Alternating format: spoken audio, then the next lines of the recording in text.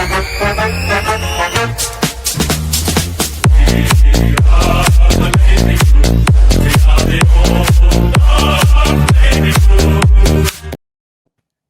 one and all, and welcome to another episode. And I will also say a bit of a different video today. My name is Mitch Pattinson, if you don't know what my name is. But as always, we are joined by Ethan Duffy. And today, we're doing a bit of a different video, as I've already said. But it's a video that we've had a bit of motivation to do for probably about the past few weeks now. And it is Keep Trade Delist, and it's a bit of a Carlton list management video, which is something that I think Daff and I has been very, very excited to do, not only because we love Carlton so much, but also because we just want to have a bit of a refreshing sort of look towards the end of the year and hopefully get some more content out, Daff boy. But we just thought that we would very quickly do this video because we wanted to touch on some potential delistings that might happen before they actually do happen, which I think will be really good to touch on some things in a bit more depth. But this will probably be a bit of a in detail episode. We will go through every single player at the club and take a deep dive into each player and kind of see where their status are with contracts and if they're signed or not, how their season have gone as well. It's a bit of a kind of a exit meeting, but we don't have the players in front of us. We're just talking to each other. But I'll throw straight to you, mate. How are you to start off with? But before we get into our first player, how are you? And I guess just it's quite a good way to kind of get over the preview that we did last night and now kind of move on to trade period. Yeah, it's I think we've been talking about a lot of these, the whole topic of our list probably for 10 weeks, I would say, probably halfway during the year. There's a lot of question marks as to where we were going. We were kind of in that loitering period where our season wasn't over yet, but you felt like the knife was coming in the back of our season. Fair enough. And, and it did come in with North Melbourne loss and et cetera, et cetera. But yeah, as you said, it's fresh. It's something I know people really have been talking about all over social media, every Carlton supporter. So we wanted to have our own little take on things and let people know our kind of perspective on how we think our list will go. It could be be completely wrong. We're not saying these are the stuff that's definitely going to happen, but stuff we think our opinion. This is our opinion, and if you do have an opinion on this kind of stuff, we'd love to know in the comments below, because you might make an argument against some of our points and we might rethink maybe a few of our things. Yeah, spot on. I think that's a good way to kind of shape with what this video will kind of be about. But there is a lot to get through, Duffy Boy. So I think we will get straight into our first player. And it's obviously we will be going from jumper number 1 to 46, which is Match Cultural 46. But our number 1 is Jack Silvani. And it's a player that obviously is out of contract. This is a pretty big start, David Boy, with Jack Silvani. It's a hot start, yeah. Month or probably two to an extent. There's been a lot of chatter about Jack Silvani, whether he will stay at the club next year. But as I said, he's out of contract. He's an unrestricted free agent, free to sign at any club, with Carlton getting compensation. He found a position as a key defender this year, which is quite promising from our point of view, seeing him get that spot finally, trying to get some continuity. But now, as soon as we find a position with Sauce, it just seems like he's looking elsewhere, which I know that free agents are able to do, and who knows, he might still sign at the club. But at the moment, Pies, Dogs have interest in Sauce, but I know that Swans and Bombers are keeping a very close eye on this situation.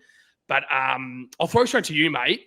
I'll say my answer after you. So I'll throw straight to you. I'll give a bit of information on the players, but then I'll throw straight to you, and then I'll say my answer after. So say your kind of thoughts on this player, obviously Jack Silvani, but then also move into the decision you'll make.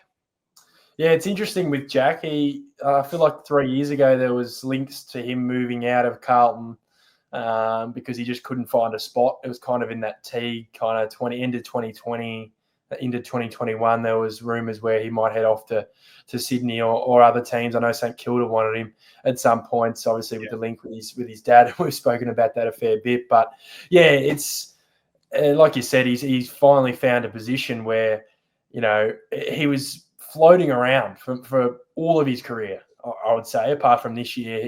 He's done it to the best of his ability, where he's gone to the ruck or played forward or gone back or just played any type of role he could play.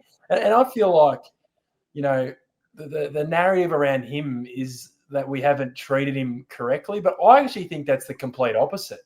I don't know if that's him saying it.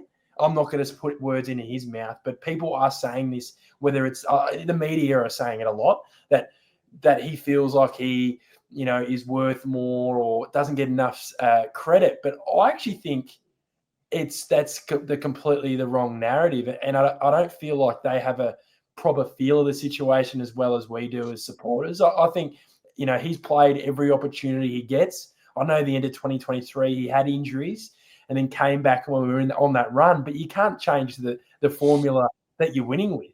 So it's like you can't bring him into the side. We almost go on to win the premiership, and he wasn't in that finals team.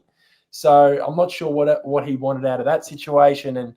And this year, we finally found him a spot, and we loved that because we didn't have a second guy next to Wiedering, and we're like, finally, we've got someone now. And he was playing fantastic at the start of the year, and obviously injuries have hurt him. So I don't understand the narrative, but my overall thinking of this situation, of course, I'd love him to stay at the club, but I think he'll leave. I think he'll leave, and I actually think he'll go to Collingwood. I think he'll be at Collingwood next year. And, I do look at it at the sense, I don't want to be brutal here. I don't want to be, we will be a little bit brutal in this episode, I think. And I think a lot of supporters have turned to that kind of brutal mentality because we're sick of, underperforming. I don't know, he's had a good year and he's played well. I don't think he's the player that we build him out to be. He's really solid, really, really good in defence. I'm not saying I really want him to stay, but I'm not going, oh no. I'm more going, oh no, about him going to Collingwood with the whole history. But it's a business, and he'll go, and I think we'll find ways to get better without him. In my opinion, I think he'll be exiting Carlton, but I hope I'm wrong and he stays. But all in all, I think he's gone. Yeah, I know that we've started very hot here, David Boy, with Sauce, as we've already said, but everything you've said there, I definitely do agree with. I know that I've written down trade as well, and he will obviously depart. But I guess the question is that if you think, you would assume that we would get some compensation for Ross. So it looks to be a second rounder, but I know that there's also talk that it could be even a late first. Where do you think we'll kind of land in terms of compensation? Yeah, I'd be expecting probably start of the second round, end of the first. And the thing is with this season's draft that, there's so many academies and father-sons at the start of the draft that, an end of first round pick will probably end up being a second rounder anyway. So, yeah, I'm not really fussed. I think it helps us free up a little bit of space. He's probably not on that much money. I'd imagine he would be on, 500, 600. That'd be my guess at the moment, maybe 500 at best. And obviously he's got the offer from Collingwood, 650 to 700, which is our offer too. So if he leaves, it's not for the money, which is interesting because I really want to know his mindset. And for all we know, he could just be, like you said, a free agent looking at his options and he just stays at the club. But yeah, I just feel like he might have gone too far now to come back now. Yeah, and now hearing with what Wiedering has obviously said today about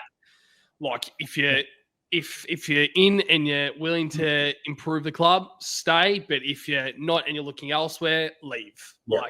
I think, I know that Cripper, when he was entering free agency, he was never really deep diving, looking and meeting with other coaches and players and with what Jack Savani has done. And I know that I say these guys are free to do whatever they want, but morally, it's just you just don't do that. If you're contracted and you want to stay for next year, you don't do that. So it's quite unfortunate. I think we both have the exact same mindset. I think he will get traded. Obviously, we both want him to stay and be that second defender alongside Wiedering, but it will be very interesting come trade period, Duffy Boy. But let's now move on to our number 2, and that is Lockie Kowan. He's contracted until 2028. He really found a spot in the senior side in the back line, which is a great thing to see. He is receiving some interest in the future for when Tassie come in 2028, but that's obviously a future sort of prospect that will happen. His contract year is 2028, so that's when he will be contracted, and that's when Tassie enter the competition. So that's obviously something that we would touch on for later on, Duffy Boy. But quick note about your thoughts about Kowan and how good his season was. But I don't think we need to spend too much time on Kowan because I don't think he'll be going anywhere. Yeah, I think it was a season of both ends. I think he struggled at the start of the year, and then he kind of had those injuries. And in my opinion, I think it kind of gave him a chance to have a few weeks off and look at his game and see what he can improve. I'd imagine he would have been talking to the defensive coaches and what he can improve on, and working with the back six and the defensive group in their meetings. I don't think people realise the importance of sometimes having a few weeks off. And we speak about it, getting dropped to the twos, how important it can be. Just working at your game at a lower level, or just having a break and just taking a step back and kind of looking at how we play externally. And since he's come back, he hasn't, put a foot wrong at all. And, I know the whole link with Tassie. My thinking is I don't think he'll go to Tasmania. I think he's a future leader of this club. I understand the whole talk. They're not even a club yet, so they can't really approach players at all. But there's obviously going to be interest in there because he's Tasmanian and he's a good player. And, I don't know how old he'd be then, but he'd be around, that 26 to 27-year-old. But I just, in his interview when he re-signed, I'm pretty confident based on that interview that he'd be at Carlton for his career. Yeah, absolutely spot on. And also he supported the club when he was younger. So I think a lot of those players, when you kind of get the opportunity to play for the club you support. But also we've seen what happened with Jack Silvani, and we don't know for sure, but it will be very interesting to see what will happen there. But I would assume you're keeping Lockie Kowan. You're not trading him away, Daffy Boy? Yes. Well, he re-signed about 4 weeks ago, so I wouldn't want to trade him. Imagine that just be like, re-sign, all right, Lockie Kowan, you might have to look out the door. It doesn't seem to happen often. Doesn't seem to happen often in the AFL. I know it happened with Josh Shackey when he re-signed with Brisbane and then moved to the Dogs. Yes. He re-signed and then 2 months later he moved. So that was a rare thing. So that for me, like, you just don't see it often when a guy signs on that year, and it would have to be something, completely gone wrong with the club, or he just wants to go home. I don't know. But I don't think Kowan will be moving anytime soon. Yeah, we're looking forward to seeing Lockie Kowan in the Navy Blue for 2026, Daffy Boy. But let's now move on to our number 3, and that is Jesse Mlop. So he's out of contract. He is classified as a non-free agent. He has played every single game this year, but seems to have gone backwards with what his form was in 2024. If a club was to show interest, a trade must be made. He can't just go and walk in. He's not a free agent. He's not a restricted free agent. He is a non-free agent, so a trade will need to be made. This is an interesting one, Duff, because he's played every game, and I'm hearing a lot of things about Jesse Mlop with whether we might even just delist him. It's going to be a very interesting sort of conversation that will sort of come at season's end. But I'm very intrigued to see where this kind of conversation goes. But Jesse Mlop, your thoughts on his season 2025? But more importantly, if you think he'll keep, he will stay at the club, be traded, or even be delisted. Yeah, I think he's had I think he's struggled the last 2 seasons. I don't think he's got to where he got to in the 2023 final series. Like last year, I think it began when he had the turf toe. I think he hurt himself in preseason last year. He missed a bunch of games. I don't think he played the first 17 weeks or something like that. He missed a big chunk of footy last year. He had different injuries. I remember he had that toe, and then he had a calf, and then we were going, like, where is this guy? Yeah, he's not playing. And then heading into this year, okay, he's had a full preseason, and he just hasn't seemed to get to the heights yet. I don't know if it's due to him personally, or is it just due to our performances that we can't get the best out of him. I'm not entirely sure, but it will be an interesting watch because he is out of contract. But my thinking is, you got the same coach next year. That coach has been selecting you all year. I would highly doubt that he would be delisted. I would highly doubt, but stranger things have happened. But I just don't think he would be delisted unless they knew someone's coming through the door the other way that can fill that role immediately. So my verdict on him, I'm going to give him 2-year deal. I'm going to give him a 2-year deal. So obviously he's out of contract now, but I have noted here, if we offer anything under 2 years, I think there would be rival clubs that would be looking at Jesse Mlop. And he's from WA. You got West Coast. Freo probably got enough small forwards. I think, West Coast are one of those teams. He's got links in South Australia as well with family. So, that's my thinking. I would have given him a 1-year deal, but more so if we wanted to keep him, it's got to be 2, because that's just how the market seems to work. So 2-year deal, and I'm giving him 2 years to prove himself. I'm giving him next year to prove himself, actually. Yeah. If he doesn't prove himself, sorry, if you re-sign him and you give him the 2 years and then he doesn't perform in 2026, do you think that could be a potential trade? Or do you think there could be a world where we could explore his options this year? Or would you rather keep him at the club for 2026? Yeah, it's going to be an intriguing situation. Well, it is up to him in a sense. I know we've still got, there's going to be a trade, but he might just go, I'm gone. Someone's given me 3-4 years and you're only giving me 2, which is fair enough. Like that might happen. That's my thinking with a couple of our players. Another player I'll touch on later, but in terms of that same kind of situation, both of them out of contract. So, yeah, like I said, 2 years is the max for me, because I feel like that would get him over the line to keep him at the club. But if you go under that, then you're risking other clubs going for him, and I'm not necessarily too worried about it. But you don't want to be getting rid of a guy who's played every game this year, in my opinion.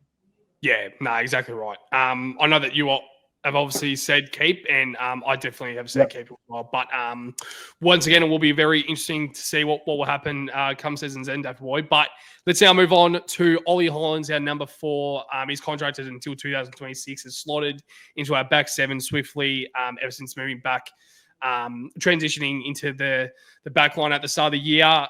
He will be a very good player for years to come, in my opinion. So I'll be very surprised if you're wanting to trade him away, Daffy Boy, but what's your thoughts on Ollie Hines and his year? Yeah, he's had a really good year. I still feel like he's got a lot to improve on in his game, which is a positive. I don't think that's a negative at all. And now he has the ability to play 2 positions, so he's locked in as a defender. But I feel like in the AFL, you see a lot of wingers and wingers go to halfback and halfbacks go to the wing. So to have a guy who can play both positions, so, depending on what our movements are in the off-season, we might move on wingers, or we might not have as many as we've had this year. He might be forced onto a wing, or he might stay as halfback. So it's a good problem to have with Ollie. But yeah, he's obviously contracted till 26. I'm not too worried that he won't stay at the club. I don't think he's one of those guys that would leave the club. Once again, another boyhood blue. I know it's a business these days, and a lot of guys leave clubs that they did support. I don't think it's as big of a thing that people build up to be. But I think with him, I just feel like he's the loyal type. So yeah, I have no issues with him re-signing soon. I'd like to see him put pen to paper till 28 or 29. Yeah, completely agree. Do you think that could potentially be before season's end? Yeah, I feel like a lot of the time, they call it pre-agents. Before they're free agents. Same with Walsh. He's in that situation. I think Zach Williams is in that situation. So yeah, they definitely try to get those done first. But the issue is we've got so many guys out of contract that need to be signed before we get onto the pre-agents. And you've got the whole off season and pre-season to sort out Ollie and that. I'm sure that'll come in due time. Yeah. Exactly right, Dave Boy. Let's now move on to our number 5, and that is Adam Chera. So he's contracted until 2030. Started the year well, but then obviously has hit a bit of a form slump, and then obviously has received an injury, which is quite unfortunate. Melbourne and Richmond have been the 2 clubs that have openly shown a bit of interest. No true contracts or anything being offered, but just showing a bit of interest and keeping sort of an eye on this. Daff, your thoughts on Adam Chera and his season? I know that you really like the start of his year, but he obviously has hit a bit of a form slump. But your kind of thoughts on this situation, because I'm quite intrigued to see what you have to say, because I know that this is one of the guys that has had a few off seasons since probably 2023, but even that he was injured for a lot of that year, and then he came back in and actually performed. So I'm quite intrigued to see what you have to say about Adam Chera. Yeah, it was an interesting season for him. I think the biggest positive, like you said, he started the season was really good, but I think the biggest positive is that he kept his body right for the whole season. I know he's missed the last couple of weeks, but that it's not his hammy, is it? It's not his hammy. I think it's more of a knee issue. I think it's a groin. Oh, well, there you go. Let me just check. Yeah, so it's not the thing he kind of had issues with last year. It's more of a minor scale. I think he's right to go, but they seem to be taking the precautionary kind of call. And, he's played most of the season. And I think that gives you a lot of confidence heading into next season that you've put a big block of work in. I know he took unders on the deal he signed. I know he did. Yeah. Which is why he is till 2030. And I'd imagine a lot of clubs would be interested in him because he is on unders and the contract they would have to take on wouldn't be that big for him. Where you look at, Clayton Oliver, where he's on 1.3. I think he's way better than Chera at his best. But I think, like he's 1.3 million. No one's going to take that offer, that contract on. And I think people need to realise when people sign contracts at any club, this is my mentality. It's not really to stay at that club. It's to make sure you are an AFL player for that amount of time. And it is to stay at that club. I do get that. But it's also to stay as an AFL player for that long. And I think Chera, like that deal is perfect for him because you either stay at Carlton, which I think he will. But when you speak about the interest from Melbourne and Richmond, it's interesting because Melbourne were really interested in him when we were interested in him. It was a 2-horse race. I know he met with both clubs and they presented to him a really good presentation from what I hear before he chose Carlton. So, I think he's definitely a part of our plans in the future. But, with some good midfielders coming into the mix, he's going to have to keep his form up. Quick one about his injury. It was a knee injury, so I think he did say a knee injury. So you're spot on with that. I thought it was a groin, but that was Jack Silvani. I know that I've seen a groin somewhere on the injury list, but I completely agree. And it is quite funny once again because I think Melbourne showed interest last year as well, didn't they? In Chera. Yeah. Interesting. Yeah, they definitely do need someone else in that middle because they seem to be rolling with the same bloke. So you kind of understand why the interest is there. And then with Richmond, you just need a little bit of an older head. He's not old, but, you can't keep running out these 18, 19-year-old guys. You need that kind of middle layer. But, I don't think he's going to be going anywhere. Yeah. So, I mean, I know that you have Keep, and I obviously have Keep as well. But if there was a potential, because we don't know what's going to happen. There's so many players that could be pushed out of the door from Graham Wright and the list manager. Yeah. If there is a trade that could happen with Melbourne or Richmond or another club, what do you think that sort of trade would look like, and what do you think we would get for Adam Chera? Well, I don't think we'd be expecting a first rounder. No, I just don't think that. I don't. I think it'd be maybe like a second rounder, early second rounder, maybe a late first, maybe a late, like a pick. No, it would be a first when I think about it. Like 25, 24? Yeah, like the 20 to 25. It wouldn't be like a first rounder that that would be big. I think the big part to play in it with his contract, because the team wouldn't have to take on that much money. That Carlton might go, he's not worth that much to you in terms of contract. So you give us more on the trade table because you're not sacrificing much in your cap, but you might have to sacrifice a little bit on the trade space. But, you look back on it now, Patto, like we gave up pick 8, pick 7 for him. And I know you got to do it, but it's an interesting watch because that pick actually turned into Jai Amos at the Dockers. So I kind of look at it and I go, I still think we might have won. Yeah. In terms of, you could have drafted other players, not a miss, but I'm sure there's some good players in there. I don't want to look at it because I don't want to hurt my heart. But we had to do it. It was at a stage where we needed a midfielder in there with George as well. Yeah. well said, Daft Boy. Yeah, I think obviously Adam Sherrill will stay at the club next year. So let's now move on to another bit of an interesting one, and that is Zach Williams. There has been a bit of conversation going towards Zach Williams and whether he might be at the club next year. I think it would be very stupid if he isn't at the club. I think this is probably one of his best year in navy blue. I know that he hasn't been out on the park every single game, but he's been fit for the majority of the year. It's probably one of his best seasons at Carlton in terms of like games wise. I think he's actually been very good and been featured a lot in senior level, but also has performed quite strongly when he's actually played on the park. So he's contracted until 2026. Once again, has been in and out of the side due to injuries. But as I said here, it shows how important he is when he is playing to our side. But no real interest yet from any sort of clubs. But I know that as soon as the trade period starts, and he still hasn't 100%. I mean, I know that he's contracted, but there is a bit of conversation around Zach Williams. I'm sure clubs will come to offer some trades for him, Daffy Boy. But how do you think his season has been played out in 2025? And do you think he will be at the club next year? I think he's finally become the player we thought he was going to be when he started, and people seem to be surprised by how good he's playing. But when you go back to when we picked him up, that's exactly what we actually brought him in for. The way he has been playing, unfortunately, he hasn't played to that level at all, whether it was through form or injury. And it's funny when a guy finally gets to his best and people realise his value because he's finally playing well. So, yeah, that's going to be an interesting watch heading into next year. Do they pull the trigger and give him a 2-year deal now, or do they go, I think he's a wait?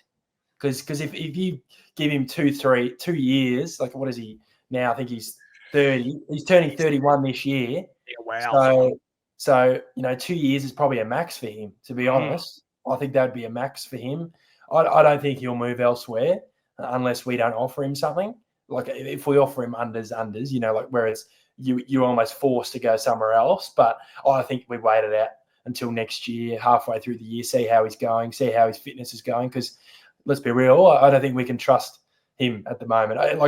His year's been great, but I want to see him put that into fruition at the start of next year. And then, okay, give him the 2-year deal on less money because he's still got 1 year to run from his original deal, which is $900,000 a year. But I believe that he won't be getting paid that much this year. Yeah, so it was more of a front-ended deal at the time because we could afford those players back then. We can't really afford that much now. Obviously. Yeah. With potential, I mean, this is why we're quite excited for this because there's a few players that might need to be offered some money, Daffy Boy. But let's now move on to our number 7, Jagger Smith. Daffy Boy, I don't think we need to spend too much time on him. He's contracted until 2027, ACL injury this year, but will hopefully be a superstar for many years to come. And I am going to bet my bottom dollar that he is going to be an absolute superstar for this football club. So quick word on Jagger Smith, Daffy Boy, before we move on to our next player. But I'm saying keeping. I know that you'll probably say keep as well, but just a thought on Jagger Smith. Yeah, definitely keep. Contracted till 27, so you can deal with that. Probably next year. I'd probably look at re-signing him at the back end of next year before he gets into that kind of free. It's a non-free agent after you get drafted, so the ball is in our court there. It's not a decoding situation where I think it's the first 6 years of your career, or I think you have to play 6 years to become an unrestricted free agent. Yeah, Jagger Smith, he'll stay. And like you said, I completely agree. I think he'll be a pretty handy player, and it's looking good that he's at training like pretty much almost fully now. Considering he's training well and he's still going over to the US, I'm very pleased about that. It's almost like he will be ready, but getting more out of himself. So he's really ready to hit it hard in pre-season. Yeah, you're exactly right. I think it might be 8 years for unrestricted free agents. I don't know exactly. 8. Yes. Is it so? Teddy K was drafted in 2017, wasn't he? Yeah, end of 2017, debut 2018. So yeah. Okay. Yeah, I think. Yeah, I mean, I don't know because you might be right. I think it might be 6 years, but no, 8 years. 8 years. So it's been 8 seasons since his debut season. Yeah. So obviously Jagger Smith would definitely stay at the club for next year, Duff Boyd. But our next one, Lockie Fogarty. So he's contracted until 2026. He's played a large majority of his football in the senior team. I'm going to say right now, I'm still not exactly sure his fucking role is, Daft Boy. That's probably the first F-bomb and probably the last F-bomb we'll really say in this episode. I don't know what his role is. And I don't know. I mean, I think when he was contracted and when he signed that contract, I think it's fair that he had an extension until 2026. But now I just think it's in limbo because I think he could be a player that could be a good depth player, but we have to have players that's built around Fogarty. So he's not playing season every week. I think he is good enough, but there is not a clear role for him. So I want to hear your thoughts on his year as a whole, but also how you see this situation playing out. And do you reckon he could potentially be on the trade table? But even if he is on the trade table, will there be any suitors? No, that would be my answer at the moment. I agree. I think his past few seasons, I think 23 and 24, he did actually put really good seasons together. So I know that he can get to that point. But like you said, if he's playing the way he's playing now, like I don't know how he fits into the 22. And the issue is he wasn't dropped. I know he's going to miss this week through. He only misses through injury. Yeah. So he never has the opportunity to go back and just dominate or play through the guts in the twos and get his hands on the ball. So I do have it written down on my notes. He is very lucky that he's contracted. He is very lucky because this year I know that this is probably the off season where the moves, like the biggest moves, will be made. Yes. Well, who knows? Like we don't know, but I'd imagine based on kind of what the rhetoric and the story is that there will be, there'll be a bit of brutal moves. And next year there will be too, I'd imagine, if we don't perform again. So he's very lucky that he's contracted. He won't get traded. So I can probably almost guarantee that he'll be on the list next year, Patto. Yeah, exactly right, Daft Boy. We'll now move on to our skipper, Patrick Cripps. We're not going to speak about contracts or anything because he's going to remain at the football club. I mean, obviously he's contracted until 2027. That will be a bit of a different story heading into next year with the whole pre-agent sort of thing, like what will happen there.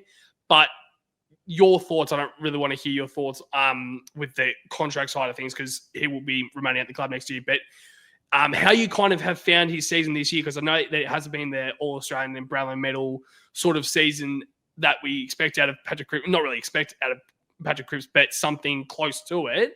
But he's had a bit of a more down year this year, but obviously still at a very, very high standard. Yeah, no, I think he's been very underwhelming this year. I know it's been a lot of talk. I know Kane Corns touched on it last week. Yeah, he has been underwhelming. Let's be real. Yeah. I love Cripper, but I think he's had a pretty shit year, to be honest. He's gone from Brownlow medalist breaking the votes record to, some points in games just not really looking like himself. And I've touched on this. I think it's a lot to do with the whole mental fatigue and the way we're playing. Like it probably got to him a little bit.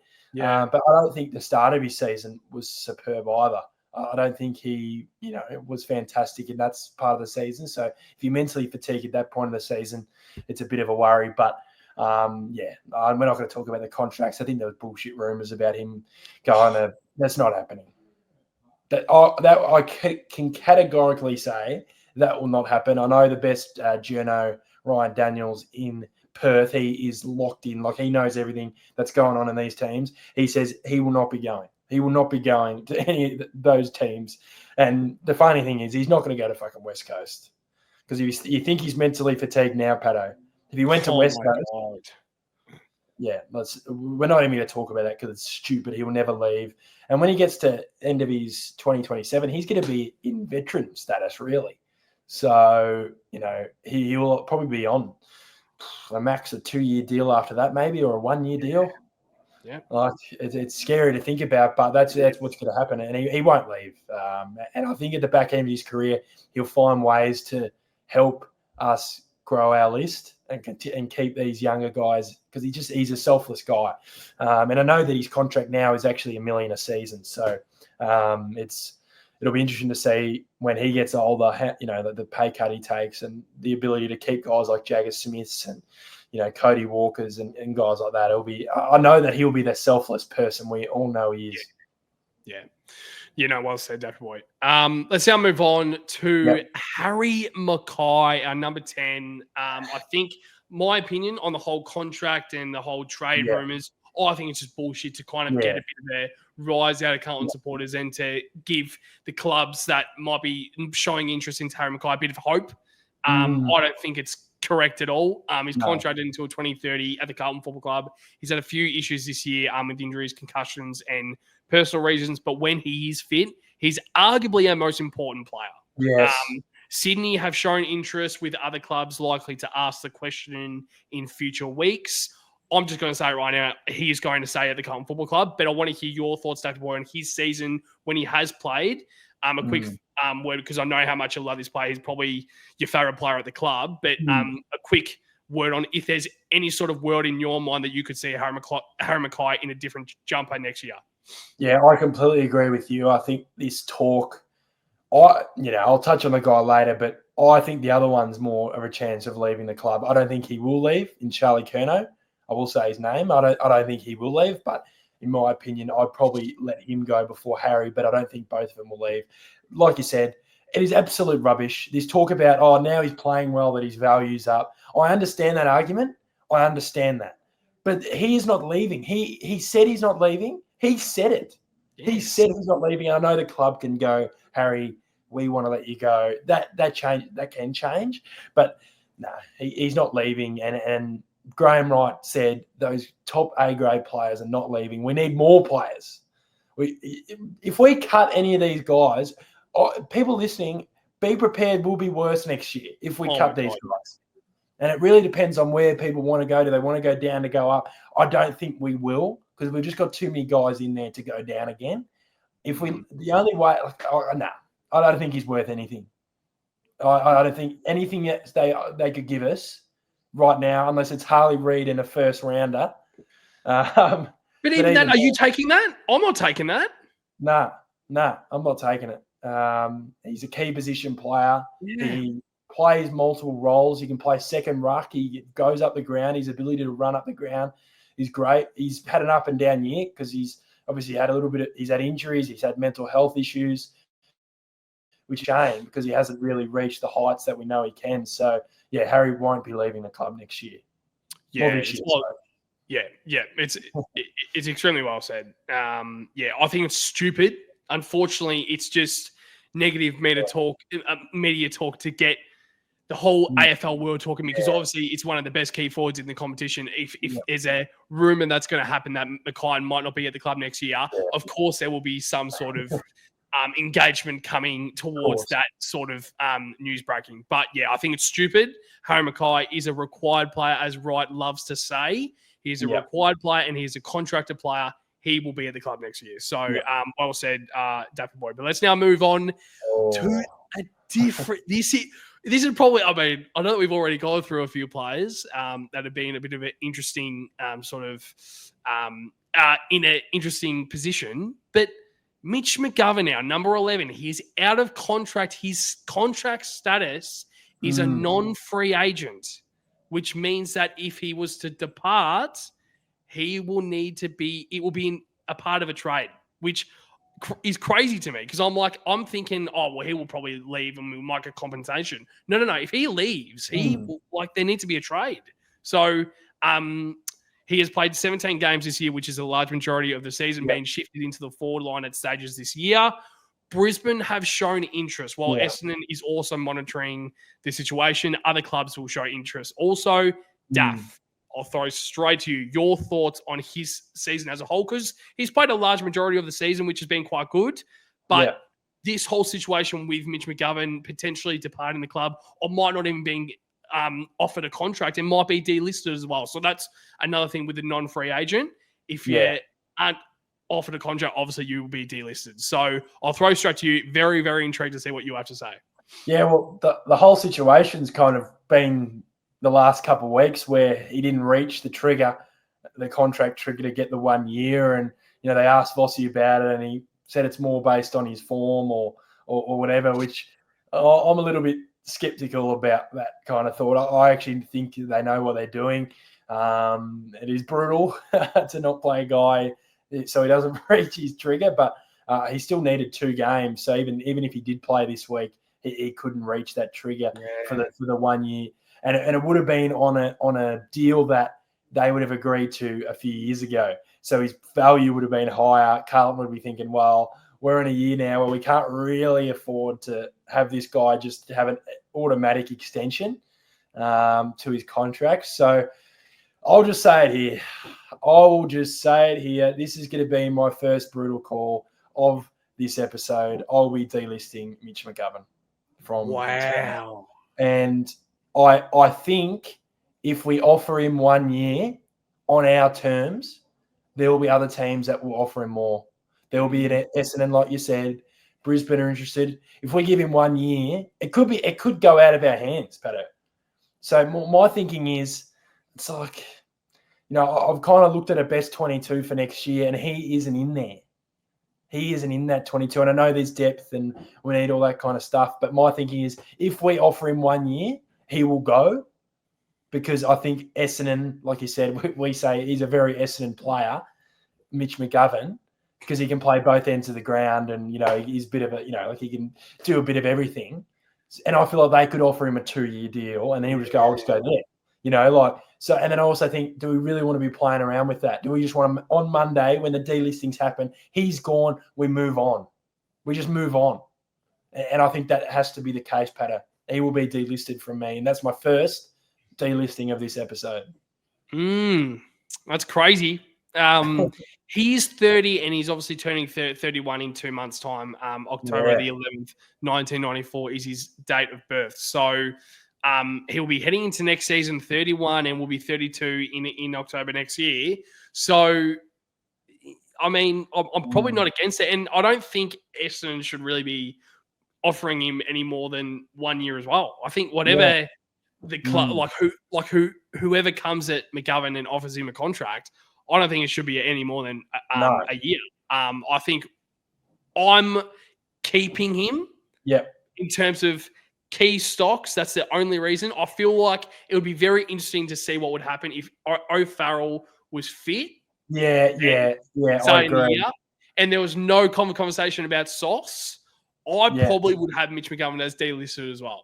So that's the only reason. And I just feel like he has to be on a pretty cheap sort of contract. So that's my issue. Because I know we think he's worth 1, but to get someone from another club, they will have to offer him 2, and I can just see him accepting that. Yeah, and then the trade will be cheap because we're offering him nothing. Like, he wouldn't be worth much in a trade. You see a lot of trades where guys are getting a 1 year deal on less than they're getting offered from the team they want to go to, and then Essendon will just go, "You're offering him fucking 300 for 1 year.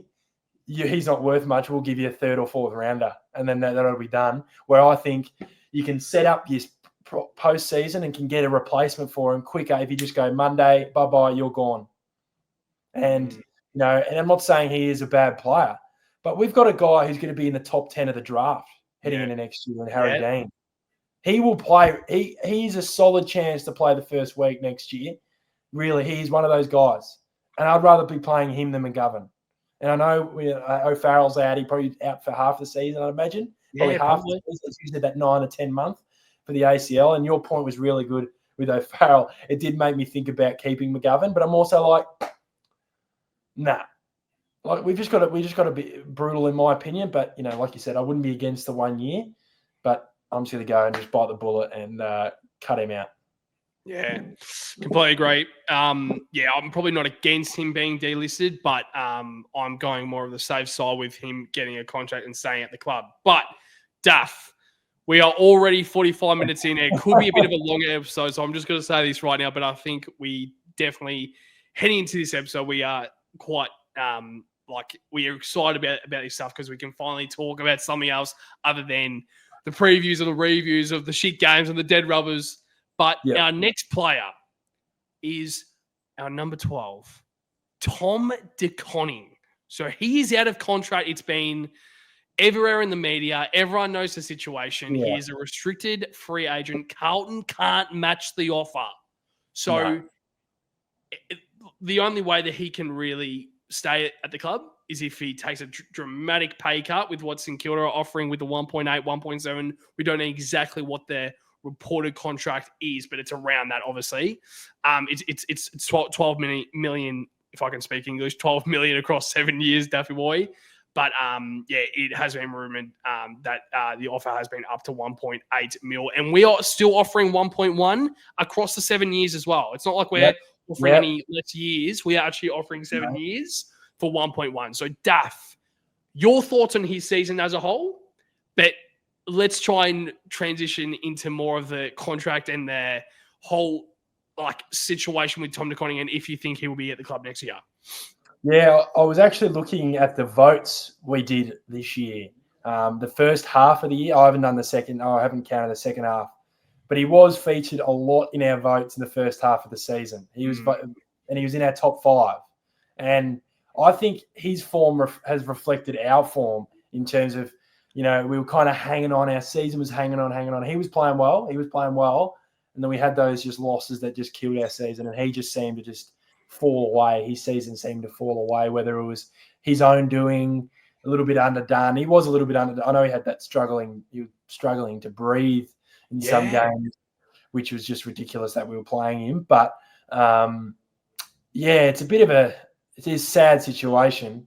It's a guy who's been in the club for 8 years and he has played good footy, and we know that he is going to be a star of the competition, and he's almost is that star of the competition. But like you said, we've put the offer to him for 14 to 15 weeks. So there's nothing on our end we can do. We can't give him more money. He knows that.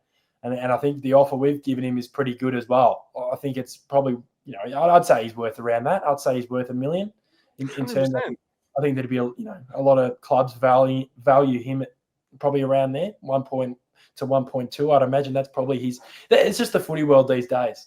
That these guys will be getting paid more. The salary caps will go up. So I'm not against the club, paying him that much, but as much as I hope he backflips, it's going to be it'll be a pretty big backflip from here. So I think he'll be gone, Patto, out of our hands, unfortunately. And it looks like we'll probably be getting pick 9 or wherever we finish, a top 10 pick for him, which could open up so many avenues in the trade period, or especially for next year, in terms of we might be getting a pick 1 as our fucking father's son. So it could help for that as well. It really depends on what kind of mindset they want to use for that pick. But I think we can take a positive out of it as well. It's been like the first few players that we've actually touched on, there's been a lot to talk about. Yeah. So I know that through probably 20, the jumper numbers 20 onwards, there's still some big names to talk about. But a quick one about Tom De Koning. So with the compensation that we might get, do you think we would potentially use that to then lure a player into the club and trade away that first round pick, whether it's pick 9, pick 10, or do you think we will probably use that in the draft this year? I don't think we'll be using it in the draft. I think Harry Dean will probably be, I know he's a top 10 pick, but I think we'll find a way to get points for that. So I think we'll be trading at that pick. I don't think we'll be using it.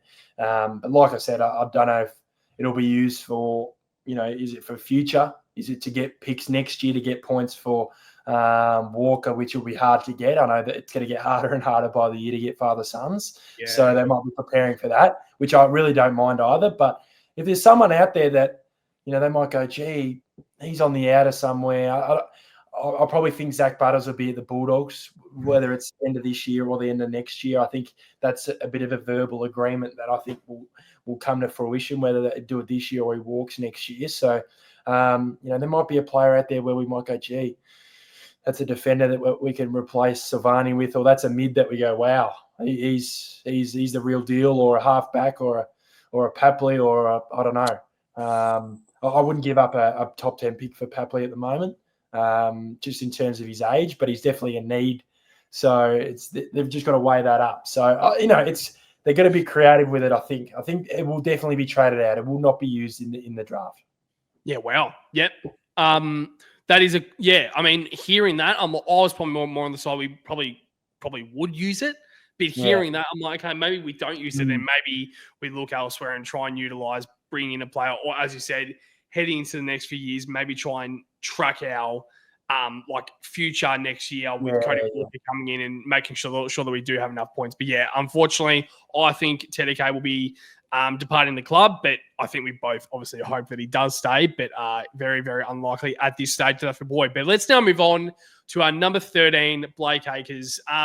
Been a bit of an interesting sort of conversation regarding Acres and whether he will be at the club next year. I don't think it's anything that's really needs to be spoken about in large depth. I know that some players are showing interest, but I think every player has been shown interest their whole career. Like, I'm sure Paddy Cripps have been shown interest his whole fucking year, Daffy boy. That's another F-bomb from my end. But until 2027. But he has been dropped this year from Vossi, so that obviously is when the interest started to come. But your thoughts on his year as a whole, Daffy boy, but if you think he will be at the club next year. Yeah, first of all, I think he will be at the club next year. That's my overall thinking with Blake. He's had a struggling year, but I do look at it like he came off back surgery in January, or it might have been December, and it just didn't look like he had the mobility, did he, at the start of the year that he had? Like, he was still getting around, but just seemed like he was just struggling to just get around. I'm not using it as an excuse, but it doesn't help. Like, a back surgery is massive. We've seen it with Walsh. There's so many players in the league who have back surgeries and it affects them. So, yeah, he just looked like he was affected. And obviously he's had issues with those shoulders those last few years as well. So he's clearly been kind of hampered down with that. And his form wasn't acceptable. And we speak about his ball use. But I think he's actually been really good since he's come back. I thought he was superb on the weekend. He got back to that stage where he's taken marks, outside 50 and, getting those balls into the money areas for where Harry was on the weekend, which is really pleasing to see with Blake, because I think we both talk about his running and he's deep in defence, and the next minute he's at half forward taking contested marks. You don't see many wingers doing that. Like, in terms of his size, he's good size. And I know we're going to be looking at outside runners and stuff like that, but I think those guys complement him. Yeah. Because it's like Cottrell. He complements Acres. Acres complements Cottrell because they're both different players. So, yeah, Blake will be staying at the club, even though he is from WA, and there was a bit of talk when he got dropped, but I think that was just talk because he got dropped. I think that was because it was like he got dropped. Oh, no, he's gone. Like, why can't a guy just be dropped? Exactly right. What he wasn't playing well enough, and there was, to be honest, he was probably the one of the scapegoats who got dropped. There was plenty of other guys who probably deserved to be dropped as much as he did, but he was the one who got dropped, unfortunately. Yep. Spot on that, boy. I don't think there's anything really else more to say about Blake Acres. He will definitely be a Carlton player in 2026. But definitely, let's now move on to our number 14, and this is Arazio Fantasia, as you love to mention his last name. But Arazio Fantasia is the player that we're talking about. He's out of contract this year. He is classified as an unrestricted free agent, has been very good in the when he has been in the side. But as per usual, his body has once again let him down, and he has not completed a season since he started at the club, and he hasn't completed a season since fucking Essendon many, many years ago. So no real interest as of yet if he has had any suitors from any other clubs. But your thoughts on his season, but if you think it would be a keep, trade, or delist with Arazio Fantasia. Yeah, as I've said in episodes prior to this, I have a group of small forwards that needs to be culled. And I've already said Mlop staying. Fogarty's, of course, he's out of our hands. He's already going to be there. So that forces our hand. Arazio is an interesting one for me. I agree. I think he's played pretty well when he's in the team. But no, this is another call for me. He will be delisted at the end of the year. And I wouldn't be against him getting a year, but we've got to look now that, like, what is he now? What is he? 29. I'm sick of being fucking nice. I'm sick of being nice. And I know a lot of people have called for him to be delisted in previous years. And I know he's been playing well when he was fit. Last year, he played a lot of games. And I thought his form wasn't as good last year. And this year, his form's actually been good when he played. But then he has more injuries and more fucking setbacks. He will not, in my opinion, he'll be delisted.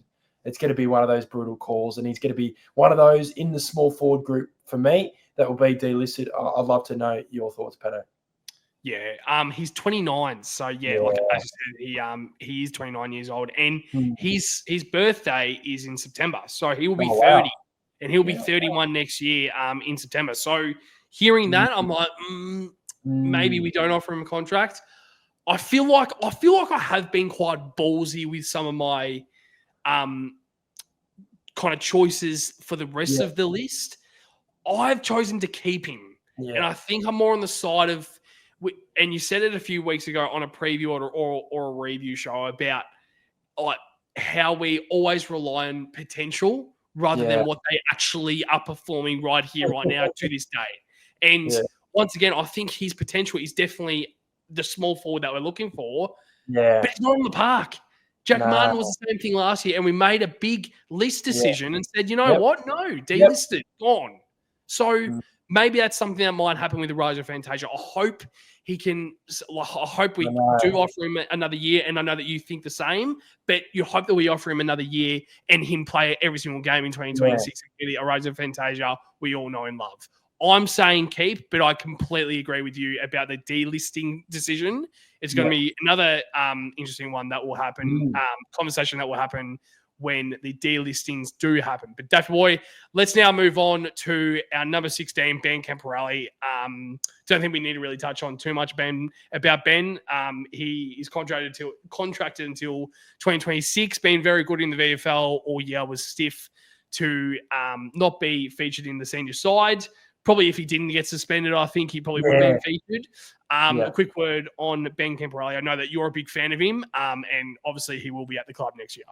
Yeah, like you said, his form's been really good in the twos. You know, you can't really get a read on him and how good he can be at AFL level until he really plays at AFL level. So, I can't just say, this kid would give him 3 years. So he's obviously contracted till the end of next year. And, that's going to be a call they'll have to make at the end of next year, depending on how good his VFL form and hopefully gets it looking at AFL level. But it's going to be tough getting in that team. You got Jagger Smith now, like that pushes you further down the pecking order. But he could be one of those guys that proves us wrong next year, Patto. Yeah.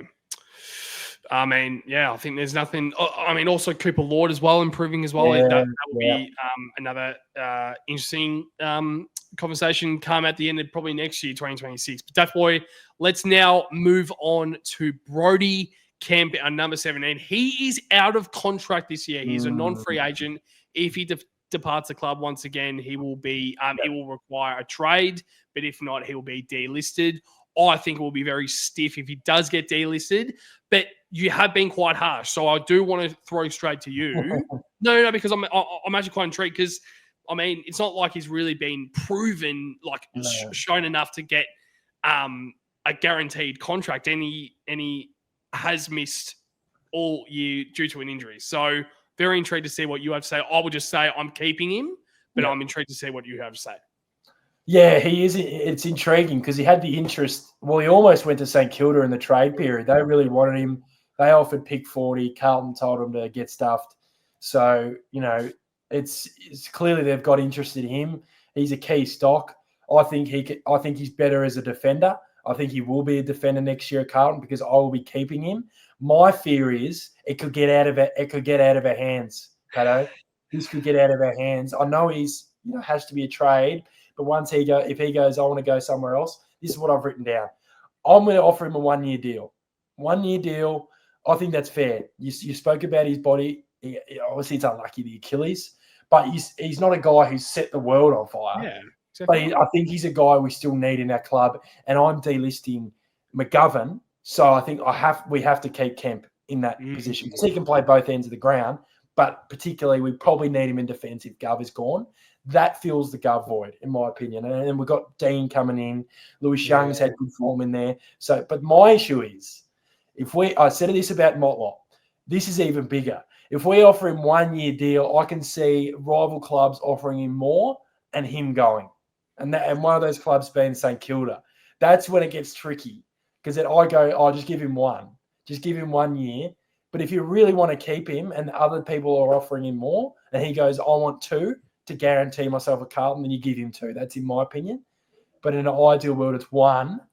But I just know a guy in that position, and his age, and he's played a lot of footy. He's played a fair bit of footy, really, considering he was out for his whole first full season with the ACL. So, yeah, a 1-year deal from me. But my biggest point is I fear that rival clubs will go after him and give him more than we would give him. And 2023, he was our second defender alongside Wiedering. Yeah, exactly. So, like, he kind of does have a bit of movement, I guess, to say, well, I mean, if you rate me so highly, give me like a second year or a third year. He is 24.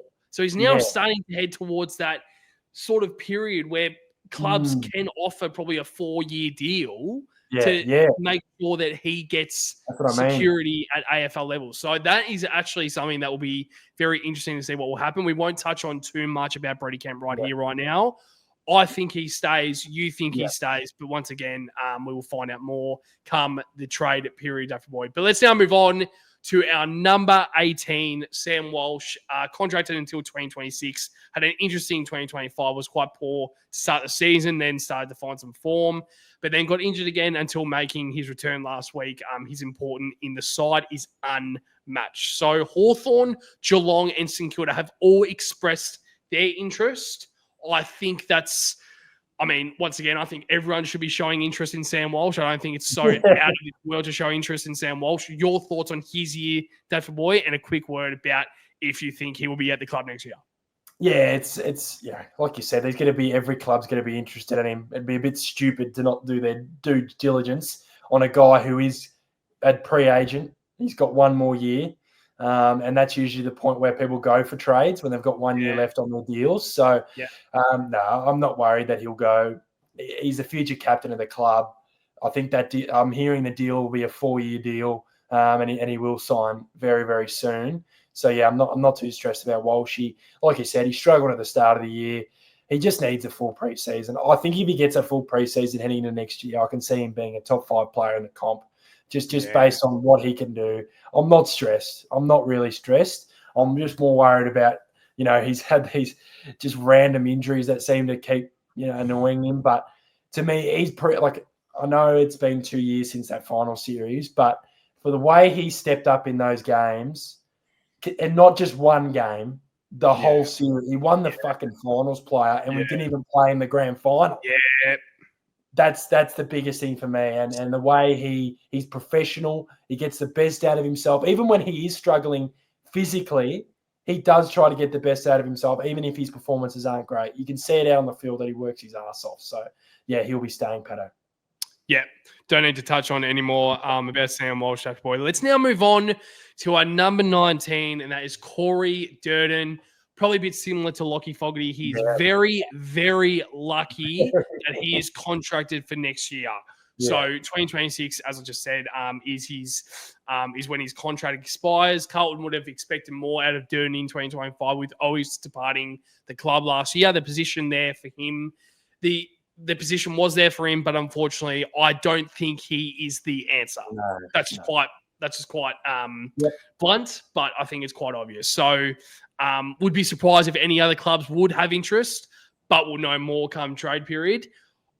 I'm saying trade, but I don't think there will be any interest. So I'm more on the side of look for your options if there are any options out the door. But unfortunately, if there's nothing else, which is most likely what will happen, he will need to stay at the club in 2026. But I can't believe he's been signed for this long. I really can't. So I want to hear your thoughts on Corey Durden. He's had a quite an off year, to be kind. Let's be real. I think we've been quite kind right now. I want to hear your thoughts on Corey Durden and your thoughts on his season, but also his contract situation. Yeah, I agree. I would be open to trade him, but I just don't see a world where there would be a team wanting to trade him because I just think the only way someone would be interested in him if he was out of contract, like actually where he can just, walk out the door. But yeah, I agree with what you said. I would be open for a trade, but yeah, I think he's a keep for me at the moment just because he's contracted. Same situation as Fogarty. Lucky that he is contracted. I'd imagine when he signed that deal, whenever it was, to last year or the year before, that he would have been pretty happy that he was going to be contracted at 26. This goes to my argument. Players are signed to stay as AFL players rather than stay at the club. I know he's going to stay at Carlton, really, but it's also, making sure he has more years as an AFL footballer. Yeah, and let's just hope that his 2026 season he can prove us all wrong and be that small forward. I don't see it happening, to be quite blunt once again, but let's just hope the best for Corey Dern in 2026. But Daft Boy, let's now move on to our number 20, and that is Elijah Hollands. I feel like every single player now kind of just has a bit of their own right of conversation, like it's something that we need to touch on. So he is contracted until 2026. He's had a very tough season, dealing with personal and mental health issues. When fit, he's a point of difference player. Essendon have shown interest, but other clubs, I'm sure, will ask the question if he chooses to leave. So I will say keep, but I want to hear your thoughts more importantly. So your thoughts on his season as a whole when he has played. A quick word about, I know that you do like him as a player, and when he obviously gets the opportunity, you love him as a player. But if you think he might be pushed out of the door at season's end. No, I think he'll stay. I think he'll stay. Clearly, he hopefully has got over whatever he's got over. We don't know what's going on. That's just what it is. That's the nature of the business at the moment. And in his situation, like you said, all players have a different situation. He posted yesterday on social media thanking everyone for the support. So clearly he seems to be on the mend, on the positive, hopefully on a positive trajectory. He's been killing it in the twos. That's a good sign that he's kept some sort of fitness up where he is going out there and dominating. Like you said, point of difference, has the ability, which is why it's frustrating when he's not available, because this year he's a player we literally died for this year. Like, when you don't have OEs, you need other guys having output in front of goal. And when he did play, I don't know how many games he played this year. It would have been under 5. It would have been under 5 or 6. He played the Geelong game, played a couple more, and then he was done, I think. So, he will stay at the club next year, Patto. Yeah. I'm trying to think if I think he played 5 this year. Yeah. So... that's kind of great, and I feel like maybe 1 or 2 of them was sub, maybe, if anything. But yeah, I mean, I hope he stays at the club because I think he can, as I said, can be the point of difference player, and I would like him to stay at the club. But I probably wouldn't be surprised if he gets pushed out the door to an extent. But let's just hope, with everything that has happened, that's been kind of pushed under the carpet, not pushed under the carpet, but kind of moved on. Everyone's accepted it, but also we don't know what's true, as he said on his Instagram post. So that is quite an interesting one there, Daft Boy. But let's now move on to 21, Lucas Kemperi. He's contracted until 2026. He has had a few senior appearances this year, Daft Boy. A quick word on Lucas Kemperi in his 2025 season. He'll be at the club next year alongside his brother, but I want to hear your thoughts on his 2025 season.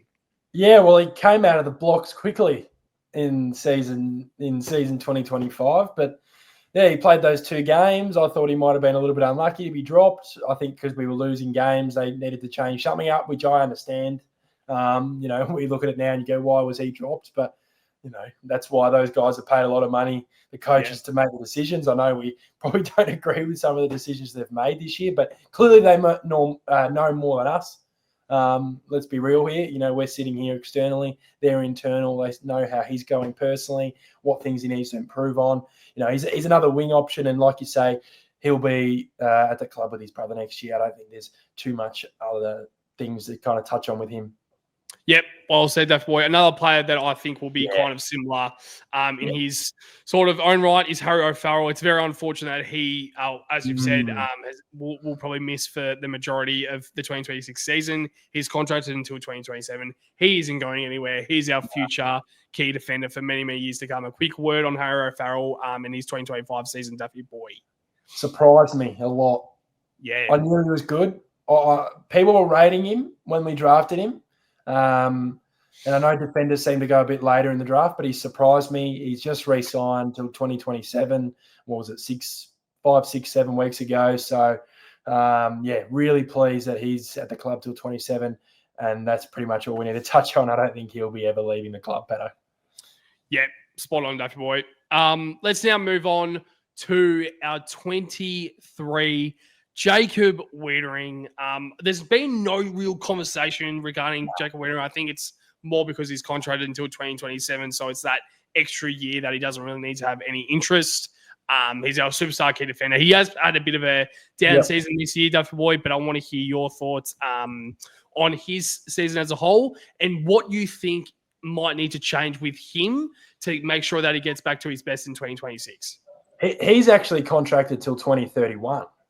I just checked. Yeah, he's 2027. He's contract. I was a bit worried there when you said 2027. He's locked and loaded, Patto, till 2031. But I don't think. Yeah, he's come on now. He's not going to be leaving the club. He's had a down year. I think all of our leaders have had down years. I think we can all accept that and take cop that on the chin. He said it today on SEN.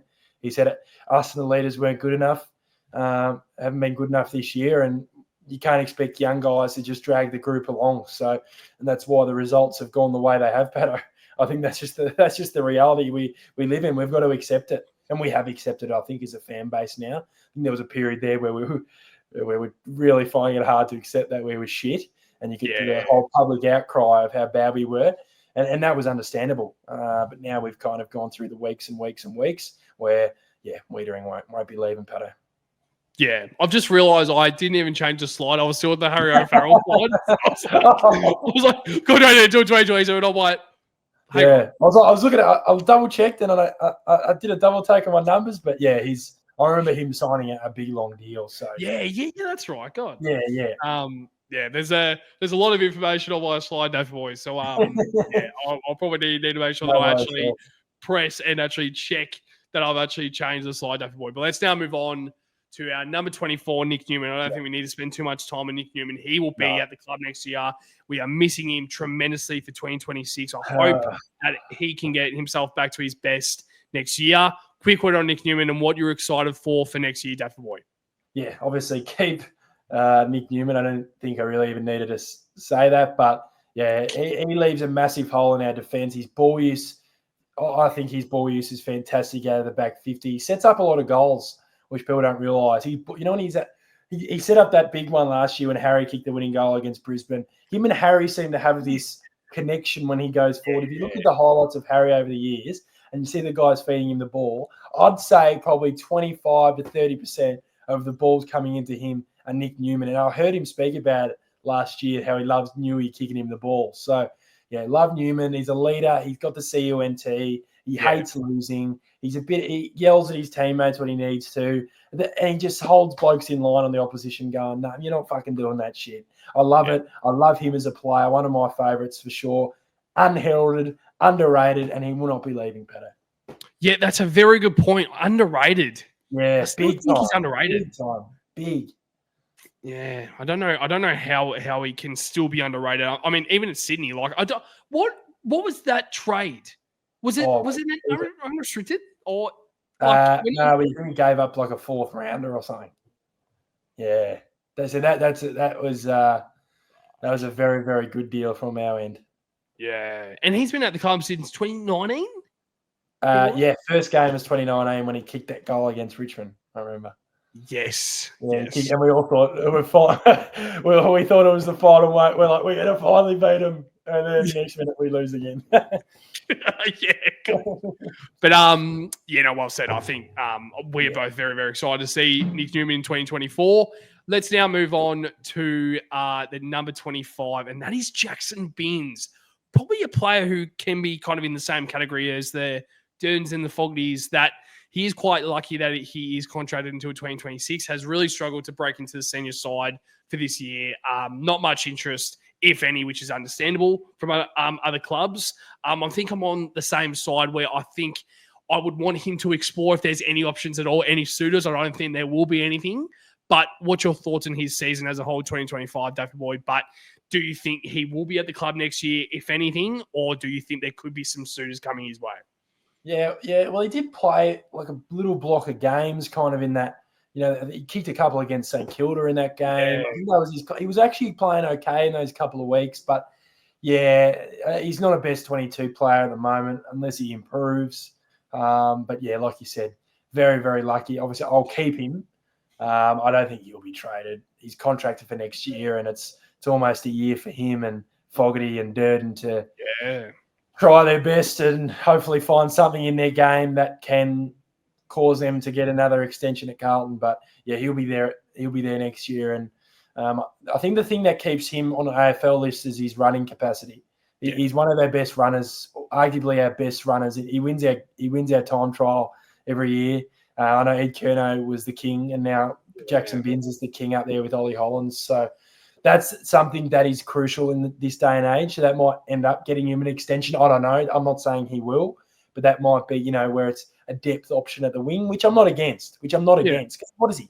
22, 21, 22. So he's still very young. So there's still development to come into his game.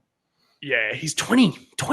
Well, there you go. So maybe we are being harsh. I don't know. Maybe we are being harsh on him. I'm not sure. I think we're harsh in the right way, but because we want to get better soon. Yeah. But yeah, he's 20, so he's definitely got room to improve. He's got more room to improve than Durden and Fogarty, in my opinion. Yeah, I completely. That's exactly where I'm coming from. Where I think Durden and Fogarty have had their chances. Yeah. Even though they're young, I just think they've reached that ceiling. That limit. That ceiling. Yeah, I just don't think Binns has, and I think if he improves these other aspects of his game with his running capacity is obviously his strength. Then if you just add those other pieces, Patto, you'll see him become a much better player, and hopefully, fingers crossed, he does become that player. Yeah, interesting. Maybe I was a little bit harsh. Maybe I do want him to stay. I think he will stay at the club, but I think 2026, as you've said, is his big year. Because if you're playing for a contract, maybe out of nowhere with no choice, he does improve, and maybe he does get a contract in session. That's probably best case scenario, but that's once again a 2026 conversation, Daf Boy. Let's now move on. We've just mentioned about Jackson Binns being 20 years old. Then we're going to the other side of, one is probably at the kind of the morning sunrise of their career, Daf Boy, and now the other player is Nick Haynes, and he's probably heading towards a kind of the twilight, if not probably the evening of his AFL career, Daf Boy. But he is out of contract, Nick Haynes, still. So he is an unrestricted free agent. He's had a stellar year. He's probably our best. He's definitely our best pickup of the year, but probably arguably the best pickup in the competition in terms of what we gave up. We gave up absolute jack all, and then obviously it was an unrestricted free agent, but they didn't get any compensation. GWS, So crazy hearing that. But do you think there's a world that he doesn't get a contract at the end of the year? No. There's been talks. I know Riley Beveridge said a couple of weeks ago that they're ironing out a few things with his deal, and Beveridge is obviously a Carlton supporter, so he's usually on the ball. He's on the ball with a lot of that stuff, and obviously he's very reliable. So I think it's a pretty quick and easy conversation. He's had a great year, and I'd expect him to get a 1-year deal. Yeah. Very looking forward to his year in 2026 when he gets the re-sign. Definitely. But let's now move on to Mark Pitnet. He's contracted until 2027. He would not be going anywhere for next year, definitely. But it's a bit of a different conversation now. With Tedeke, you would expect him to depart the club. If you think that Mark Pitnet will be our number one ruckman heading into 2026, do you think we might even try and lure in another ruckman to kind of make some competition with Mark Pitnet? Or do you think it could even be Hudson O'Keefe? That's obviously a conversation that we'll touch on when we get to Hudson O'Keefe later on in the episode. But what are your thoughts on Mark Pitnet in his year in 2025? I actually think he's been pretty good. Yeah. I think he's been pretty good. When he came in, he didn't play early parts of the year, but when he's come in, I think he's been pretty solid. I can be a little bit harsh because I do get a little bit pissed off with those big ruckmen that sometimes find it hard to move, but he does get around. And he has been better, and obviously had the highlight of the torpedo from 158 metres out. So, I think he'll be the number one next year. Yeah. I think he'll be the number one. I think we've got way more other things to worry about in terms of needs, I think. I don't think ruckman is our need. Based on what O'Keefe has been putting out, I don't think he won't be the number one in front of Pitto, but I think he's developing on a nice trajectory. I think we might maybe draft a ruckman, maybe. I don't know. I really don't know, but Hudson O'Keefe, his ability to play as a forward has been something that's caught my eye, and that will help his development. He doesn't have to be the number one, but if Pitto's playing and, you might play a Hudson O'Keefe, Charlie and Harry sometimes to stretch out a defence. So that helps. Harry doesn't have to play a second ruck like, on the weekend he didn't have to, because obviously Hudson O'Keefe was playing. And he's an actual ruckman. So, Pitto will be at the club next year, and I expect him to be the number one. But, if there's a player out there, I don't think he'll be a Rowan Marshall. I wouldn't expect him to come to Carlton. I know people are talking about him, and we've spoken about him as well, but I just don't think that'll come to fruition. I think it might be more of a cheaper deal if someone comes in, maybe a Ned Reeves or someone like that, just to be, he's not. I'm not saying Reeves is a superstar, but someone that can just play that number one role if Pitto isn't performing. But I expect Pitto to be number one, Patto, and I'll be keeping him. Yeah, well said, Death Boy. Let's now move on to our number 28, and that is Harry Charlson. He's out of contract currently. His status is a non-free agent. He's been sold in the VFL this year when he has played. And I will just say right now, I think he definitely will stay at the club. But do you think he will get re-signed? And heading into 2026, if you think he will get re-signed, what do you think his best position will be? I really like him. He's got speed. He's off half-back. We speak about the things we don't have, and he has that in spades. And I really recommend people watching don't watch the weekend's highlights because they got absolutely destroyed. But in terms of his individual performances, they've been really, really pleasing. And I think he's been close to getting a game, in my opinion. So, he's a rookie. So he's on a rookie deal, and I think he will stay on the rookie list next year and get a one-year deal. So usually the rookies get a little bit of less cash. So it's no risk. Another year to prove his skills. And for him personally, I think he'd be hoping to get a game next year at some point. Yeah, well said, that boy. Let's now move on to our number 29, and that is Georgie fucking Hewitt. I know that we've said that we didn't really want to touch on too many F-bombs today, Duff Boy, but I've said them all. I think that's a fourth or fifth one already, but I think it's quite warranted when we're talking about Georgie Hewitt. But he's contracted until 2027. He's had a very, very good season. Has been a bit off the past few weeks, but that also shows how good his first half of the season has been. That he kind of has gone backwards just a little bit recently, but that purely shows with how good his first half of the season was. So I think he will definitely stay at the club next year, Dr. Boyd. But your thoughts on Georgie Hewitt and his year this year, and if you think there could be any suitors come the end of the year? Yeah, fantastic season. Fantastic season. I know he had a month there where he was struggling a little bit, but his game on the weekend, he was in both of our votes. I think he was really good the week before against the Suns. He kind of caused that mini comeback in that last quarter where he was just winning the footy at will, and we know he can do that. I think he's a strong chance to win the best and fairest. I think it'll be him, Haynes, guys like that up there. I think Hewitt will win the best and fairest. That's my thinking. I just think his first 10 weeks, I think his consistency will make him win it. I don't think Cripps will win it. I don't think there's other guys that can win it this year. I think he will win it. I think that's my call. I think there's obviously other guys that can be around there, but I just think those games he was playing, and the Geelong game was a big thing for me as well. That game where he kicked the goal from 55 to win us the game, probably one of the best moments of the year. We don't have many good moments, but that was good. He just re-signed, contracted to 27, which I'm pleased about. He will be staying at the club, Patto, for sure. Yeah, I think it's either down to probably Georgie Hewitt, maybe Nick Haynes to an extent could be be best and fairest. Very, very excited about what Georgie has brought this year and what he will continue to bring in 2026. But that boy, let's now move on to. It's been a while since we've touched on a genuine talking point in terms of trade and all that, and that is our number 30, our number one, arguably our number one key forward, and that is Charlie Curnow. So he is contracted until 2029.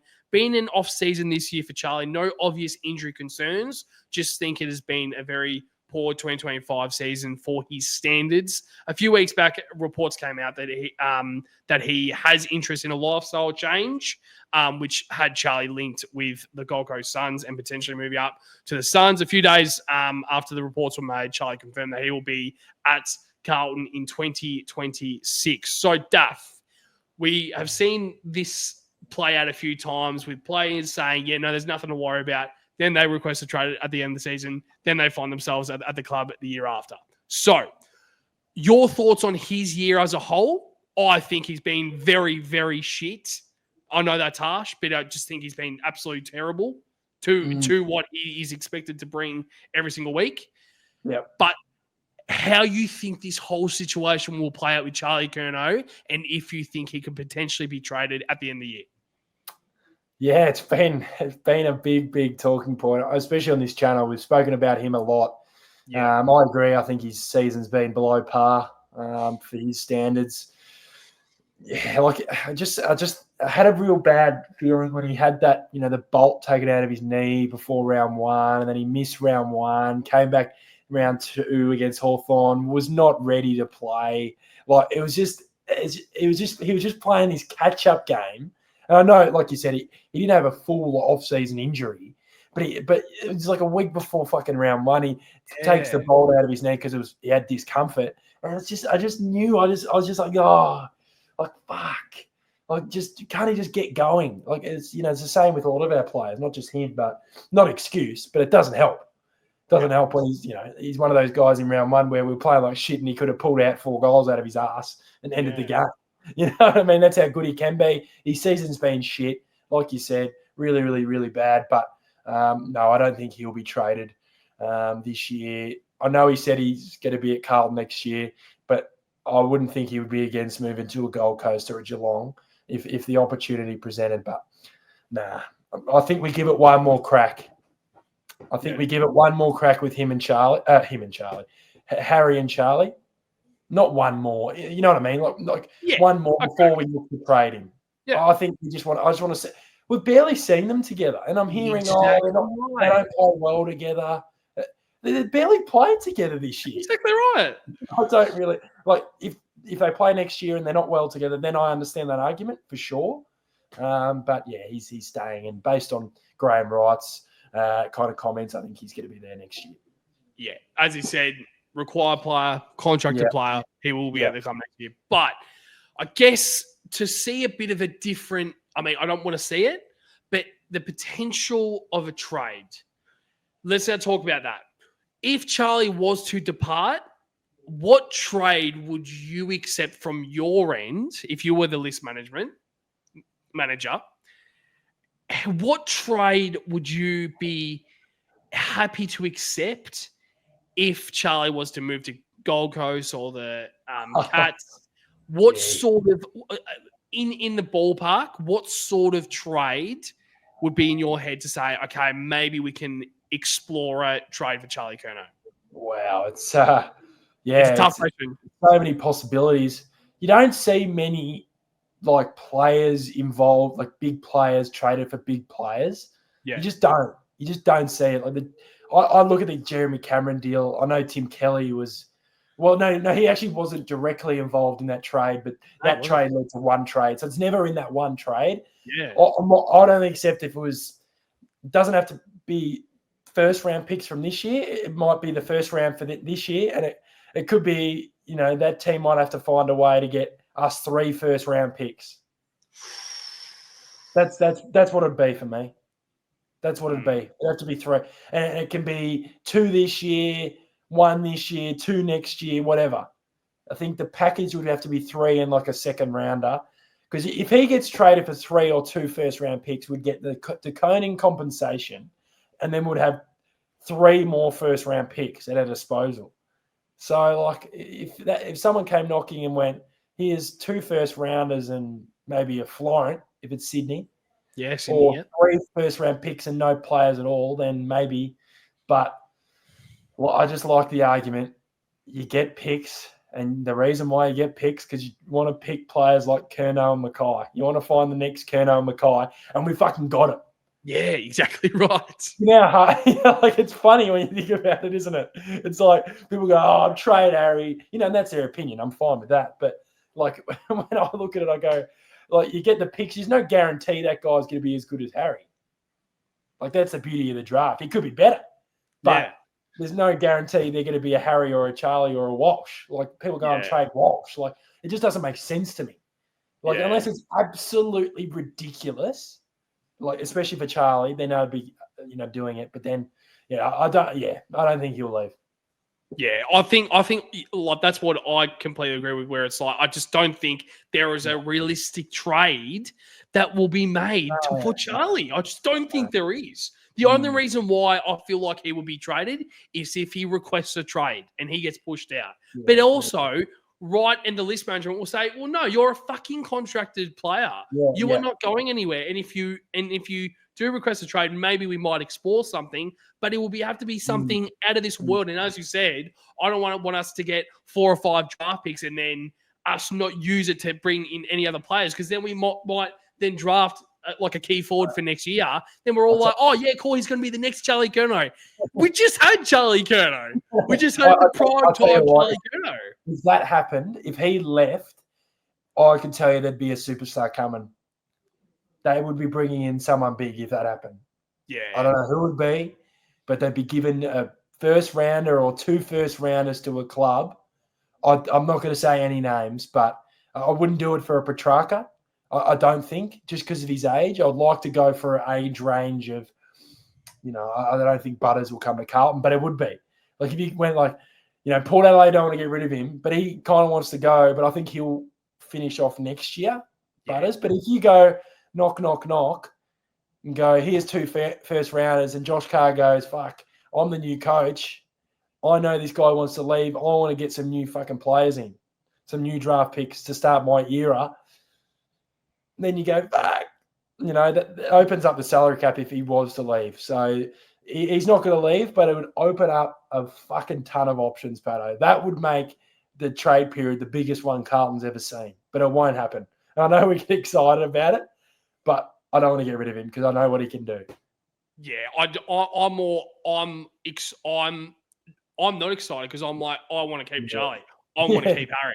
Because we all know that when they're together, and I don't know who is saying their shit together, because I feel like every single game that they play together, they help each other out. One might kick 5 or 6 and the other might kick 0. But that's because the other guy is taking the other key. It's astounding to me, the conversation that is kind of being brought up about these guys don't work well together. I think they are probably the one key forward duo that actually work in tandem together. And I can't believe that there isn't more credit going to these 2 guys. But Daft Boy, let's now move on to our number 31. And that is Harry Lemmy. So he is out of contract, classified as a non-free agent, has been very good in the VFL this year, was very unlucky to not get a look in the senior side.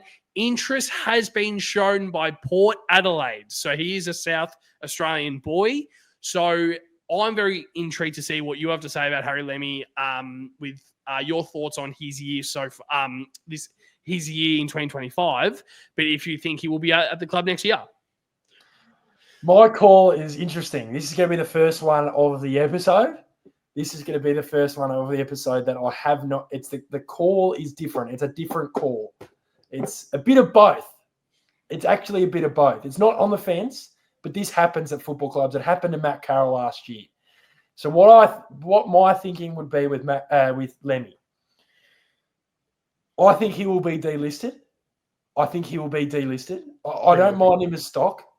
He's on the main list at the moment. This is my thinking. Yeah. If he is delisted and he's not picked up by Port Adelaide, we will re-rookie him at the start of next season, and he'll be on the rookie list on less money. And then we can have another spot on the main list. That's what I'm thinking, because I was going to delist him, but then I was thinking the Matt Carroll situation. You just kind of, you demote him in a sense. So you allow him, if you delist him, and give him the opportunity if he wants to go elsewhere. But if he doesn't, and you go, okay, we'll have you, we'll re-rookie you. We'll guarantee we'll re-rookie you if no one takes you. Something like that, like they did with Matt Carroll. Yeah, I mean, I don't mind it. I'm more on the side of the keep and the trade side of things. Yeah. So I feel like it will be a bit of Matt Kennedy and Matt Oys of last year. Explore your options. If you can find a trade, we will help you get there. But if you don't find a trade, you will be re-signed at the club. So I think it will be a trade. I think he will find his way to Port Adelaide. But If not, I will definitely not be against him re-signing and staying at the club in 2026. Maybe on a one-year deal, maybe two. He's still very, very young. So I think there's still a lot of growth there. I don't want to lose him and just delist him and him fuck off. I don't want to do that. I want him to stay at the club. I want us to get some value if he was to depart the club. Yeah. So I think he will stay at the club, but potentially could be looking for a trade. But Dave Boy, let's now move on to our number 32, and that is Matt Carroll, a player that we just touched on as well. He's contracted until 2027. What would have been a bit of a development sort of year for Matt Carroll has turned out to be a very successful year for Matt Carroll. I think he's been very, very good. He's definitely found himself a senior spot consistently heading into 2026. Quick word on Matt Carroll. I think he's been very, very good. You will obviously be keeping him for 2026. What is your thoughts for his season this year? Very, very good. I've loved it. I've loved they've kept him in. They dropped him for 1 week randomly for some reason, but other than that, it's been pretty smooth sailing in terms of his development. His best game was the Melbourne game for sure. He was taking grabs for fun. He's a little bit taller. He's a guy who I think can be above the pecking order with McGovern, which is why I've let him go. I think it's time to just get these guys playing. I don't want to be against playing young guys anymore. I think in the past we've been a little bit worried. I've been worried about playing too many young guys, but based on this year, these young guys have played enough footy now. He's played enough footy now to be ready next year, round one, ready to go. So pleased that he's re-signed till 27. That would give him so much confidence heading into this year because he didn't have a contract until Feb, I think, or January, late January. So he was a train-on player. So he wasn't guaranteed at all.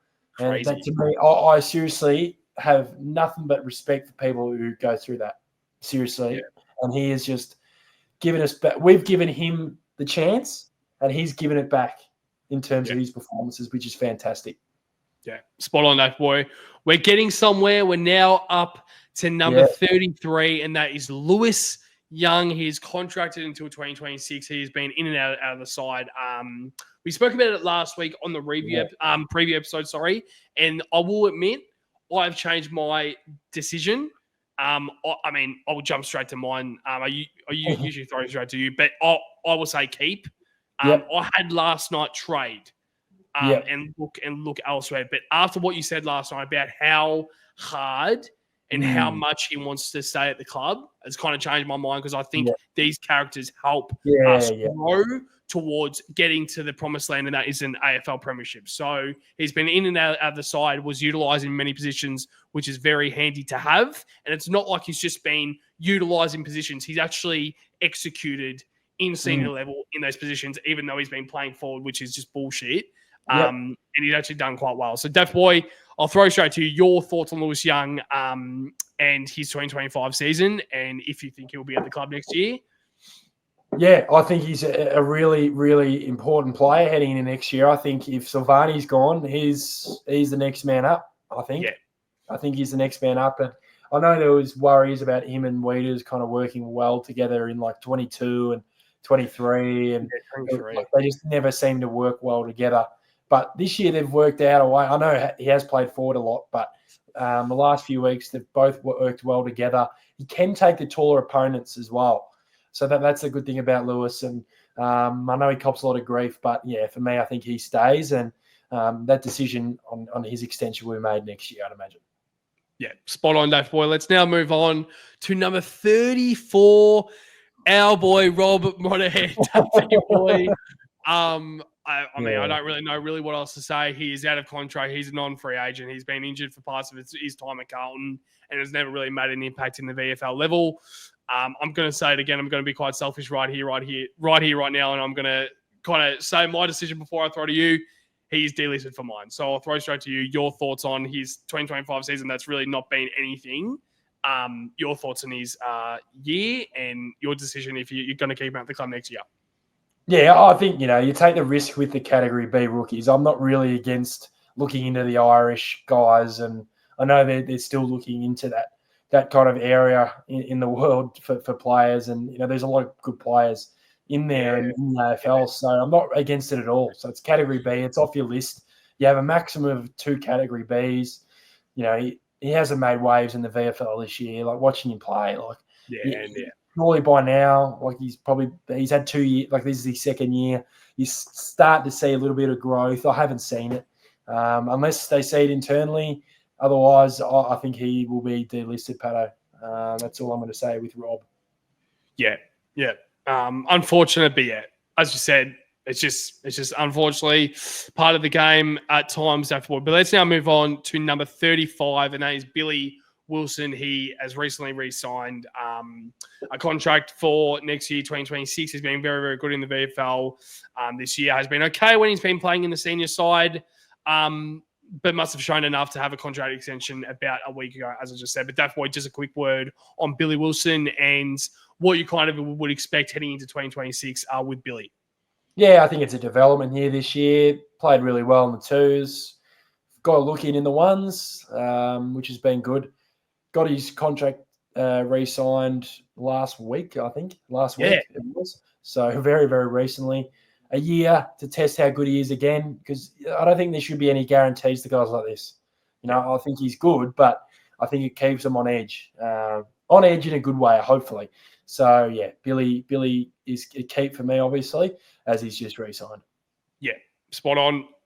Let's now move on to number 36, Death Boy, and that is Cooper Lord. He's contracted until 2026. He's been one of our shining lights in 2025. He has been absolutely superb.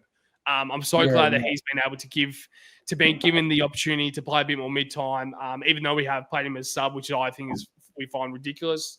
But it also might be a good sign of a bit of depth if he, heading into next year, he is found to be maybe sub or something, because I think that's a great thing to have, because it just shows that he's a great player to have around the senior side. But if he finds his way into the VFL next year, we are obviously doing something right from a Carlton perspective and performing every weekend, not playing Cooper Lord. But your thoughts on his year as a whole, Deaf Boy? I know that you're a big fan of him.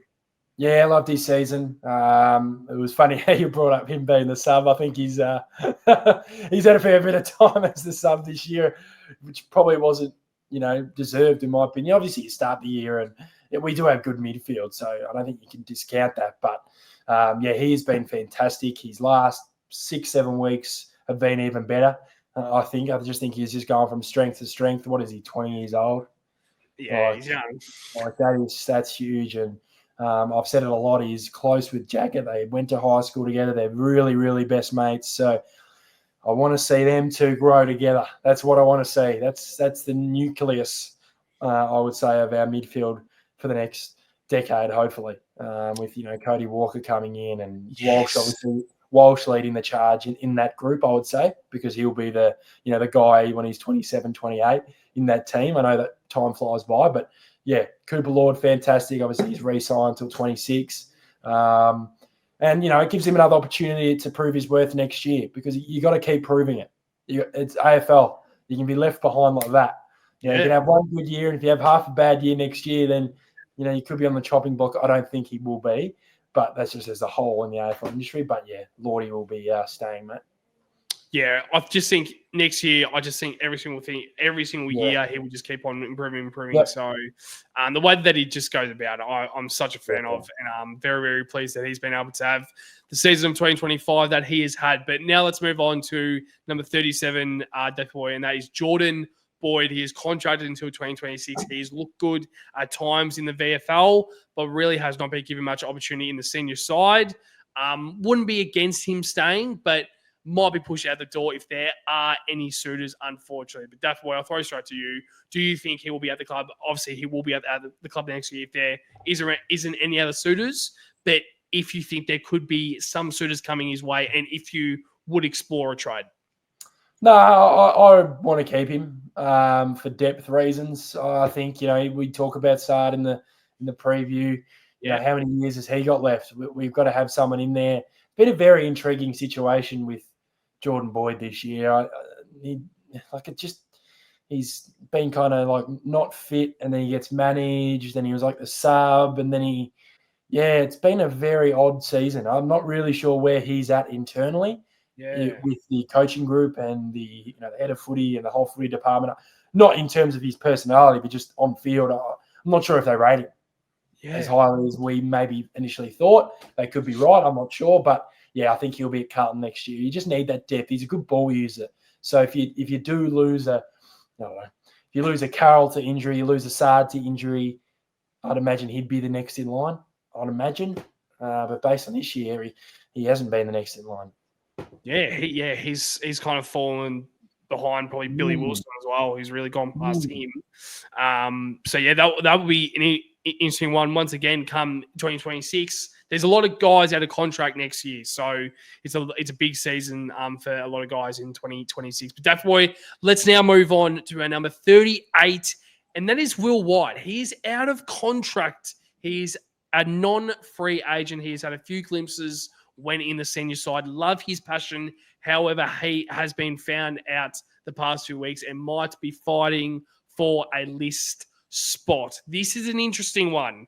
I'll throw straight to you. I've said interesting a few times this episode, Duffy Boy, probably a little bit more than the F-bombs, but I'll throw straight to you. I'm very intrigued to see what you have to say about Will White. It'd be so hard to be a list manager because I praised his, character in the preview. I praised his fight, and that's great. And I have spoken about this small forward group. Yeah. And someone will have to go that we don't want to go, and that's just facts. And I've weighed it up in my head. I'm not saying I would be fully supportive if he stayed. Yeah. Would be fully supportive if he got the 1 year. I wouldn't be going, fuck, why is White staying? But on this list right now, he will be delisted. Yeah, wow. He will be delisted. And that's it's tough, which I don't understand why he hasn't been playing the last 2 weeks, because you may as well fucking play him to see what he's got. And he might come in this week with Fogarty coming out. I'd imagine he would be a very high chance to come in with Fogarty coming out. So that'll be an interesting watch for Thursday night's game. But, yeah, he's delisted.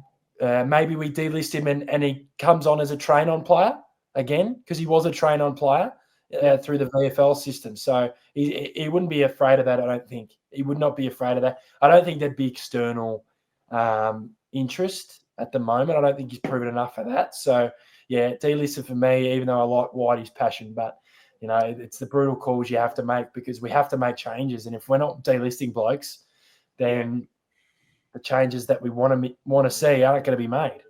Yeah, and it's quite unfortunate because I think Will White has been quite solid when he's been given the opportunity. But as you said, the small forward group, we have too many. We simply have too many. If he was off the half back and he was a great ball user, a different story.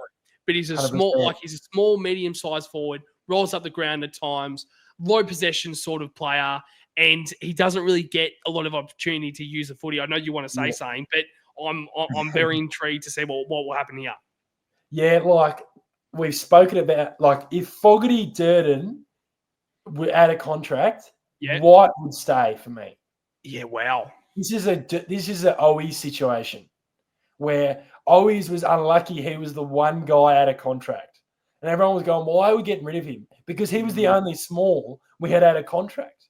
They had to let him go in terms of cash. So you look at White.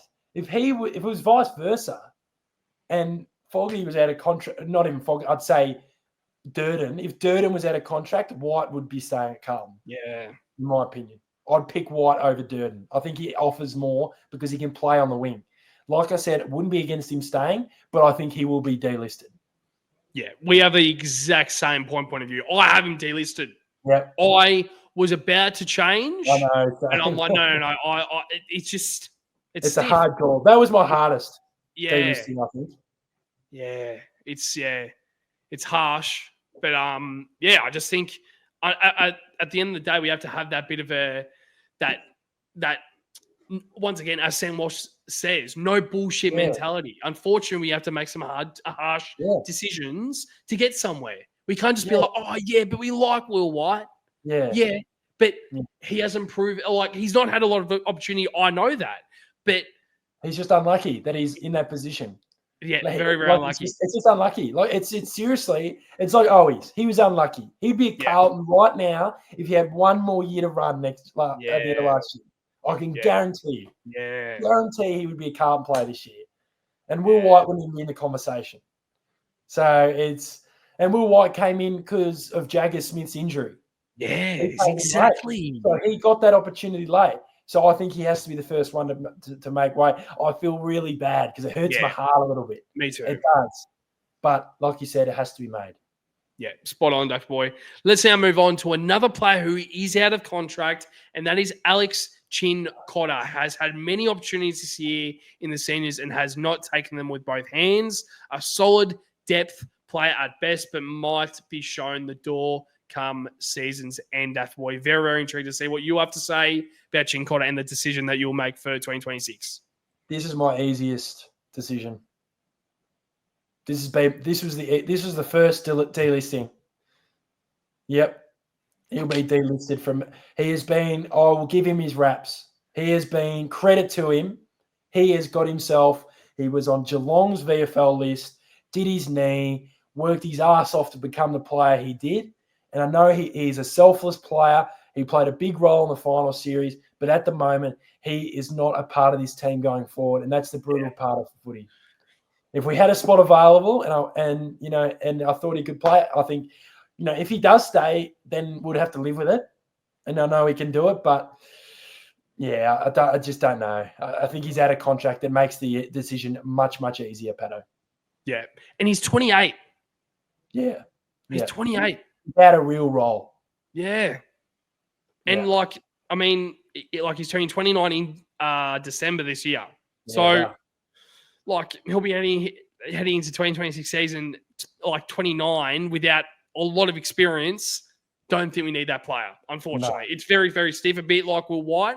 But as you said, probably the easiest decision out of all of these. Alex Chin Cotter, unfortunately, will be delisted if Daff and I were in charge of the list management. It probably isn't a good thing, especially from my end. But therefore, let's now move on to number 40, and that is Hudson O'Keefe, a guy who has shown a lot this year. He's contracted until 2026. His first real look at consistent football this year at senior level, which has shown a lot of positive, good ruck option, but also good key position depth. I'm saying keep. Daft Boy, would love to hear what you have to say. Obviously, he will be at the club next year. I don't think there will be many suitors, but how have you found his 2025 season? I really like this kid. I really like him. He knows how to take a grab. You look at big Gumbies around the league and young ruckmen, and sometimes they take a little bit while to get there and climb those marks. But what is he, 20, 21? Oh, yeah, probably.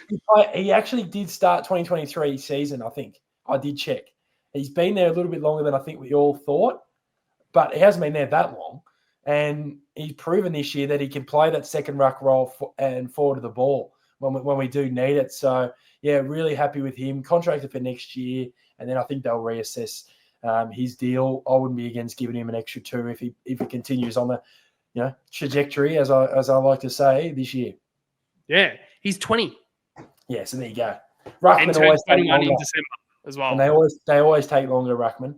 And his development is looking very good. He's got good size. He's got good hands, good skills for a big guy. So it's good. Yeah, spot on, Duffy boy. Let's now move on to number 41, and that is Matt Duffy. Another Category B rookie, yes. But he has the security of being contracted until 2026. Has not shown much since joining the club in 2024. Unsure why he was given an extra year to Monaghan, but not impressed with what he has delivered. That's quite blunt. That's quite harsh, but it's facts. Nothing has changed ever since he's really joined the club. And once again, I don't want to have a lot of high expectations, but it's another list position that can be taken up by someone else. And unfortunately, we just have to live with it that he'll be contracted for next year. But what are your kind of thoughts on Matt Duffy heading into next year? Yeah, well, I think the reason why he has the extra year because he did his knee before 2024. He missed last year with the ACL, and he actually came back in April or March this year. So I give him the benefit of the doubt. He's had one less year than Monaghan. So I think it's the right deal. I don't think he'll get there in terms of AFL level. Yeah. But, with the Irish, sometimes they just go like that and they snap quickly and then all of a sudden they're playing really good footy. So yeah, that's why he has the extra year, because I don't think the first year counted or something. So because he was doing his rehab in Ireland, Carlton were helping with that rehab. Oh, right. But you know what I mean? Like the deal was structured. It's gone back again. I think they've given him another year. It was I don't know what it was, but it was some fucking technicality, Patto, that I don't want to go too deep into because I don't want to talk about Matt Duffy for fucking that long.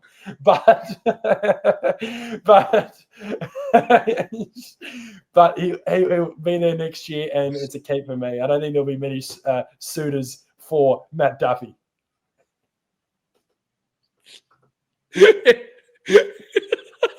If anything, it might be Bentley Demons. All right, let's now move on to number 42. I need to act a little bit more seriously because this is a serious one. Adam Saad, contracted until 2026. He is 31, and I'm just going to make sure exactly how old he is and how his birthday is looking. So, yes, he's 31, turns 32 next year.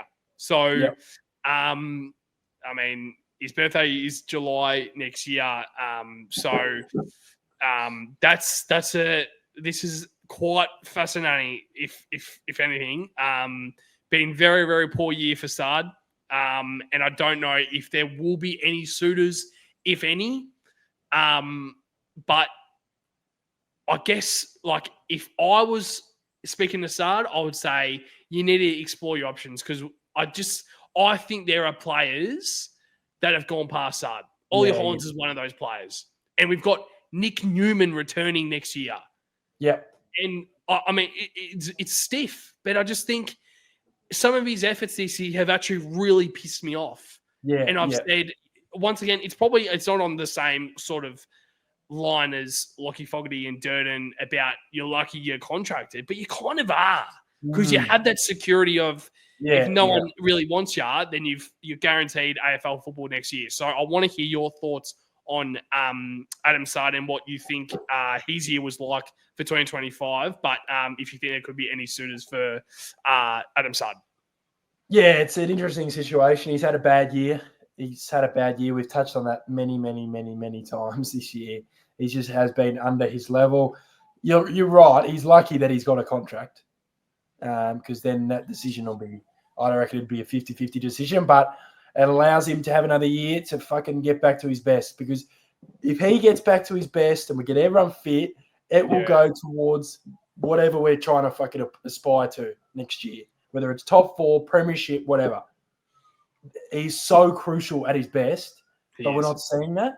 If he's at his best, he's better than all of our halfbacks, but he hasn't got to that level this year. So hopefully we're proven fucking wrong. I pray to God I'm going to keep him. I don't think he'll be traded at this stage of his career. I think there'd be teams that might go, maybe a 2-year deal somewhere, like a fucking North or something. But then even then, I just don't think he'd want to do that. I think he'd rather retire, in my opinion. I think he'd be that type of guy.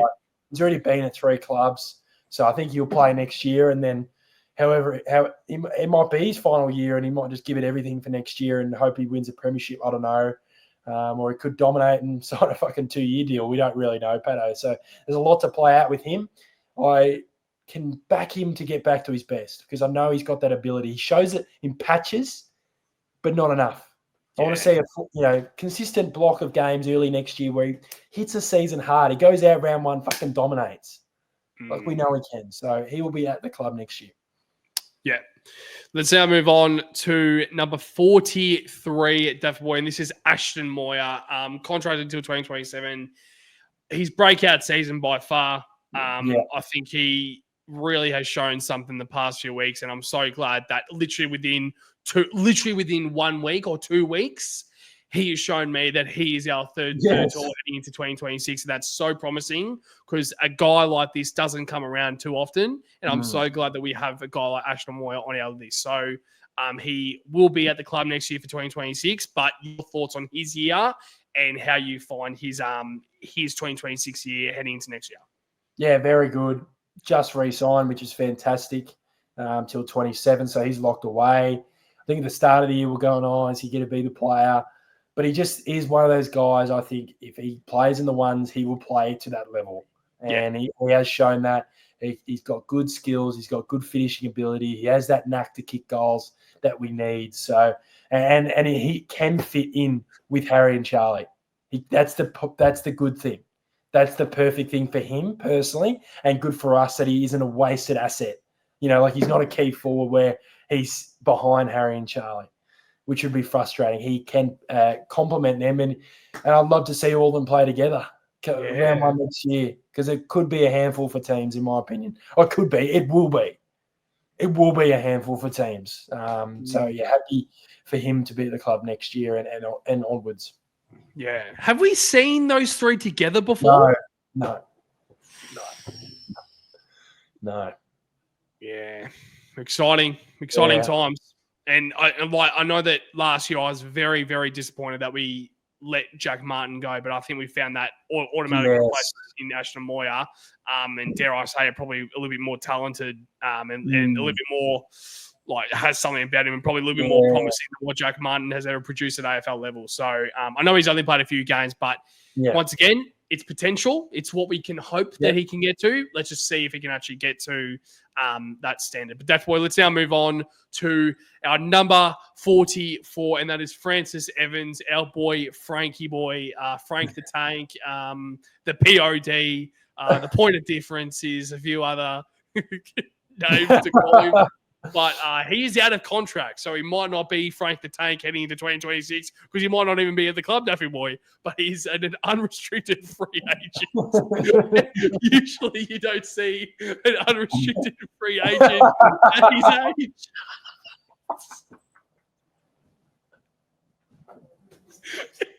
It's so funny seeing Frank the Tank, unrestricted free agent at his 23.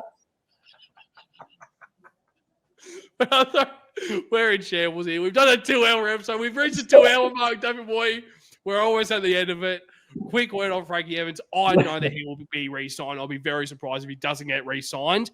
Very excited for what he can produce in 2026. What's your thoughts on his year as a whole? And if you think he will be re-signed. Yeah, he's turned into a bit of a cult hero, hasn't he? I loved how you said he might not be Frank the Tank next year. So if he leaves Carlton, his nickname just goes away, does it? But anyway, he'll be entering his fourth club next year. But Frank Evans will be at the club next year. His form has been superb. I think even before he got the shoulder to the face from Stephen May, I actually think the 2 weeks before then, we were saying this. We were saying this. He was playing really, really well. And then since he came back, he's been fantastic. I like his ball use. He can play high half forward. I really like if he rolls through the middle. He's got the frame. Like he's quite solid. So considering he wasn't even on our list, he was on the VFL list. Yeah. He's on the rookie list too.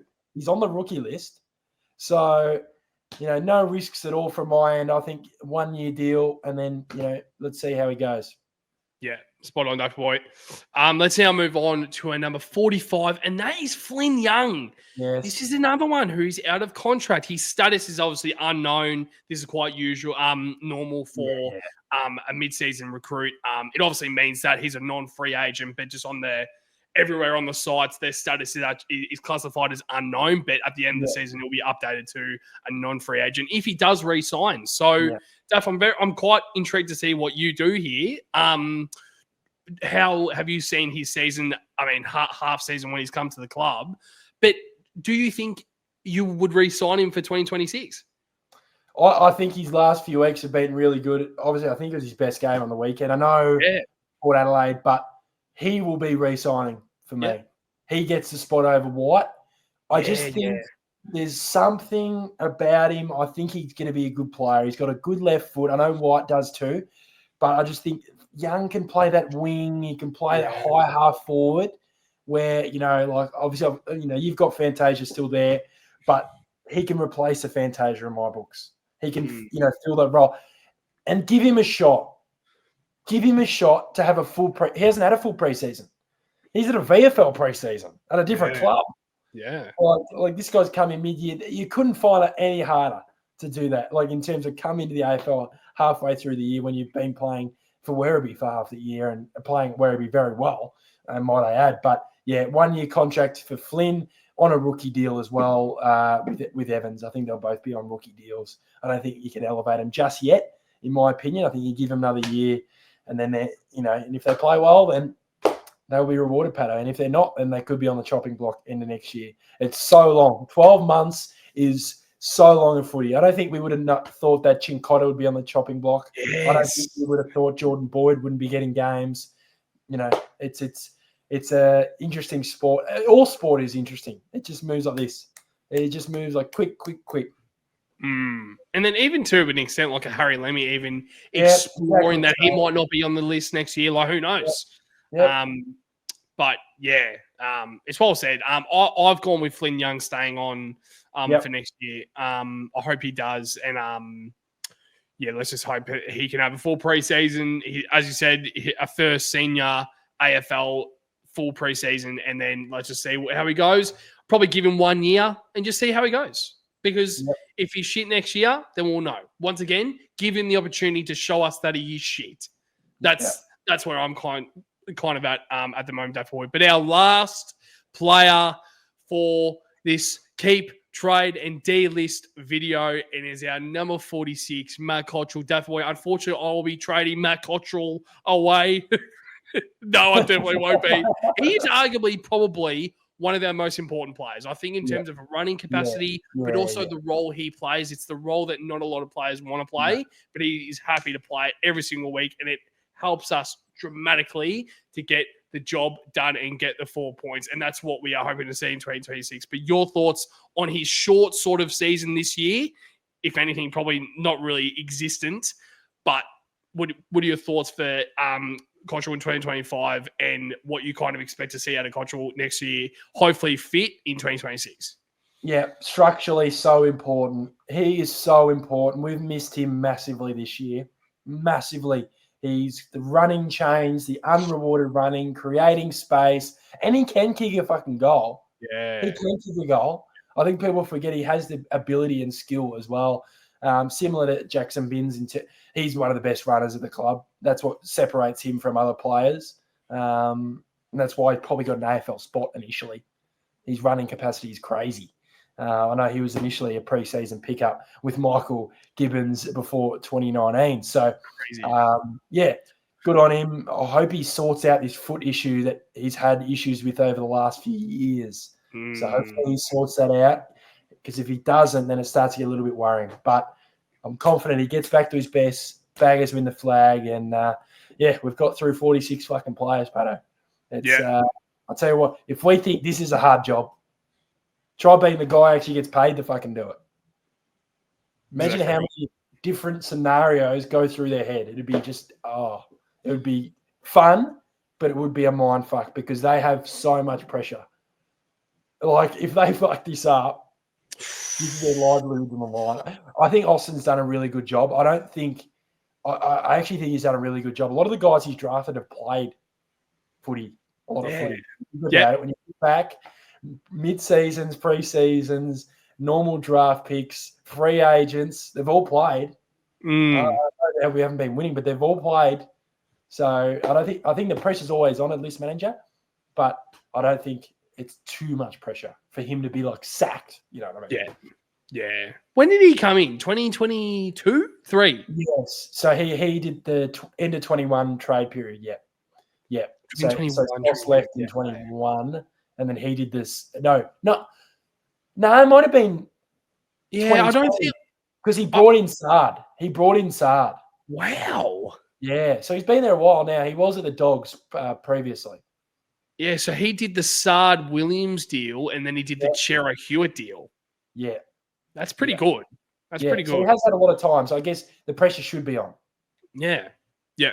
Spot on. But as you said, we've gone through the entire list. I know that we are very glad that we did this, but I know that at the end of the episode, I don't think we've ever done an episode close to 2 hours straight. So I think it was good to touch on this, but it's something that we were really excited about, and we're glad that we did it. We got there in the end, Duffy Boy. Obviously, this isn't like a hard sort of job in the scheme of things. Let's be real, because we are just talking about players that we absolutely love and adore, and let's just hope that these guys can get themselves right. heading into 2026 and just dominate. And hopefully Carlton are a lot better as well. But we obviously will be having a lot of updates through our trade period as well. So I know that we're going to try and utilize and try and get on top of a lot of content through trade periods. So that's something that we're really excited for. It's probably just because this year was just so poor that we want to try and give back and try and utilize our content and try and focus more on trade period heading into 2026. But Daf, before we wrap up this very special video, is there anything else you would like to touch on before the next time that we see each other? And that will be the review against the Dons, hopefully after a win. No, it was good to cover. I think we covered it absolutely. I've really don't have much else to say. I think we've covered each player in pretty good depth. Yeah. Even Matt Duffy, for fuck's sake. So, no, really, really good episode. Would love to hear people's thoughts. And, yeah, it's a good episode. You just couldn't have let this episode go without making me laugh. Could have just been a smooth sailing. Yep. Nothing else to say. But you guys. It's just funny.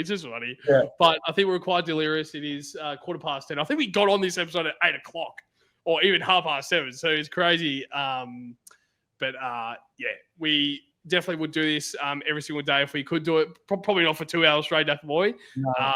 We absolutely love doing it. But to every single Blue Bagger out there, make sure to like, comment, and subscribe on our YouTube channel. That is the best way to find us on for any content coming your way, and is the best way to support us on the channel. So make sure to subscribe. It is free. And if you do enjoy our content, there is a lot of content coming your way, especially through trade periods. So make sure to subscribe so you don't miss out of any content. Make sure to get around our audio platforms as well, whether it's Spotify, Apple Music, Amazon Music as well. Socials as well. We're going to try and keep on top of that through trade period as well. But to you, Duffy boy, and to every single Blue Bagger out there. The Baggers.